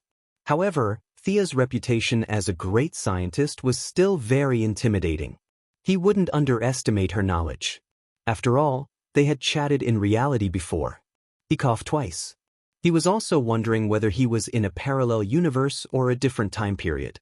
Why did it feel like the combination of these two options was the real answer? The bitter Reverse Lightning could only skip the parallel universe option. He said bitterly, "We're from the future." Seeing that he was implying the Flash in his words, Thea wanted to laugh. This guy also knew the importance of disguise. People from the future? The Heaven's Eye Society had previously captured a woman from the 31st century called Queen Emerald Eye, and a man from the 64th century called Magician was on the run. Which year did you transmigrate from? Holy shit. Is this for real? Reverse Lightning seemed to have been struck by lightning again. Thea's words made his jaw drop. This was indeed not the world he was familiar with. The 31st century was already very scary. What era was the 64th century? Hadn't the Earth exploded yet? He said a little embarrassedly, "We're from the 25th century." Thea nodded silently and began to show off her acting skills. Do you need our help? No need, no need. Reverse Lightning hurriedly rejected this proposal. He didn't dare to let Barry Allen appear in front of these superheroes. Once the two sides confronted each other, even a fool would know that someone was lying. Chapter 580. Thea expressed her regret for not being able to help others, and kindly introduced the scale of the superheroes on Earth. You see, we have 3 Kryptonians and 2 Martians. All of them are super powerful combat forces. The rest of the Earthlings have a lot of cheats, too many to count. Knowing that Reverse Lightning had never been to another planet, she took out the words she used to fool General Zod and introduced the universe to Reverse Lightning. Earth had 2,814 sectors, and there were 7,200 official Green Lanterns and the same number of reserve Green Lanterns in the universe. In short, we are all righteous people in this world. Are you happy to hear that? Reverse Lightning, who was also a righteous person, hypnotized himself to express that he was very happy and excited. We are just looking for a way home and doing some good deeds. We won't waste your time. After that, the two waved goodbye happily, and Reverse Lightning ran back to Central City with a bitter face. Thea went straight home. Reverse Lightning should be quiet for a few days. Extreme Speed was such an unconventional and anti-scientific person. Thea decided to play with him. Back in the laboratory, she didn't rest. Instead, she took out the small ball of speed that she took from Reverse Lightning. After studying it for an hour, she had no choice but to seal it and put it away. Just as she couldn't understand death, she couldn't understand this extreme speed. Maybe it was contrary to her deity position. The god of trade and speed? The god of wealth and speed? The two didn't match at all. The source and the compatibility were too different. She could only comfort herself with this. Reverse Lightning was so frightened by her that he trembled. He no longer dared to wander around in the middle of the night. Instead, he focused all his energy on training Barry Allen. Even Psyker and Caitlin had to work around the clock. The two of them complained that they couldn't take it. Reverse Lightning ignored their complaints and focused on leveling up Barry Allen so that he could use his power to return to his own time and space. He didn't want to stay in such an unlucky world for a minute longer. At the end of the month, the Spaceship Explorer, which was jointly built by Quinn Group, Palmer Group, and Road Technologies, successfully arrived on Mars. More than 100 scientists and workers used mature nanotechnology equipment to build a simple residence on the surface of Mars. When the news spread back to the country, many media outlets went into a frenzy. Humanity had never been so close to the interstellar era. Thea continued to work hard to increase her reputation. Ray Palmer and Maxwell Rhodes from Rhodes Technologies also did not let go of this opportunity. The three of them used various opportunities to promote the convenience of the interstellar era. Naturally, the stocks of the three companies soared. The major countries in the world could not hold back their demands. For an entire month, all the launch centers were busy, and the population of Mars quickly exceeded 5,000. The aircraft carrier, the space battleship, was already in its final stages. In just one more month, it would be able to fly directly into space. During this process, the help provided by the Red House scientists was unparalleled.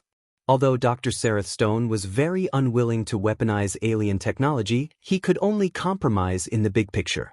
He contributed a lot of practical individual weapons to prevent the possible interstellar war that might follow. Sia felt that his paranoia was quite serious, but she did not intervene too much. She could not tell the doctor that IBN International Trade, a neutral interstellar business alliance, had long been secretly controlled by her. When the time came, all he needed to do was wave his flag and shout his battle cry, and it would be fine.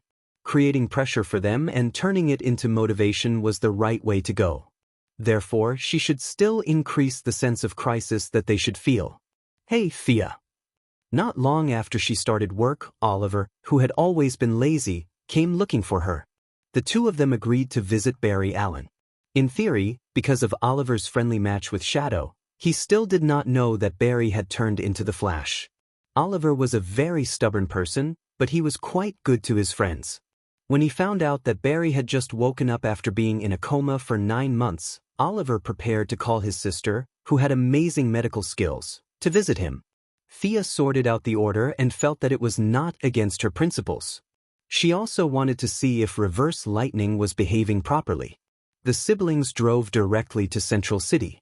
Thea was still slowly adjusting her state of mind. She did not want to become like Heron Mill one day, treating everyone as a burden. This was because, according to the Martian hunter, Heron Mill was once a very kind and caring god. However, time had eroded his mind. Countless years of life had caused him to forget his original intentions, resulting in a tragic end. Batman and the Martian hunter had said on various occasions that she was becoming more and more ethereal and unpredictable. The words of these two wise men rang an alarm bell in Thea. She no longer used magic in her daily life. She deliberately maintained a positive and enthusiastic attitude in an attempt to alleviate her psychological discomfort. Oliver's car was very fast. In less than 2 hours, they had entered the Central City. Speaking of cars, Thea had equipped the Green Arrow team with new equipment. Perhaps due to economic reasons in the original space-time, Oliver's vehicle was a small motorcycle. How low was that? Look at Batman's equipment, and look at yours? Thea directly threw his small motorcycle into outer space. All kinds of black technology vehicles were installed on it. All kinds of polymer combat suits, fighter jets, gliders, tanks, robotic arms, and a set of speed-type power armor. The main material of the power armor was the body of the cheetah god that they had obtained when they arrested the leopard lady. Even if it was not as good as the Batcave, it could not be too shabby. After 2 years of accumulation, Oliver's driving skills were now at a level of 6. He could even be thrown into Akina Mountain to make a name for himself. Barry was now in good health. He certainly would not stroll around during work hours like the two idlers. He was still working in the Midtown police station. Thanks to Thea's high reputation and her sponsorship of the national police system, everyone knew her.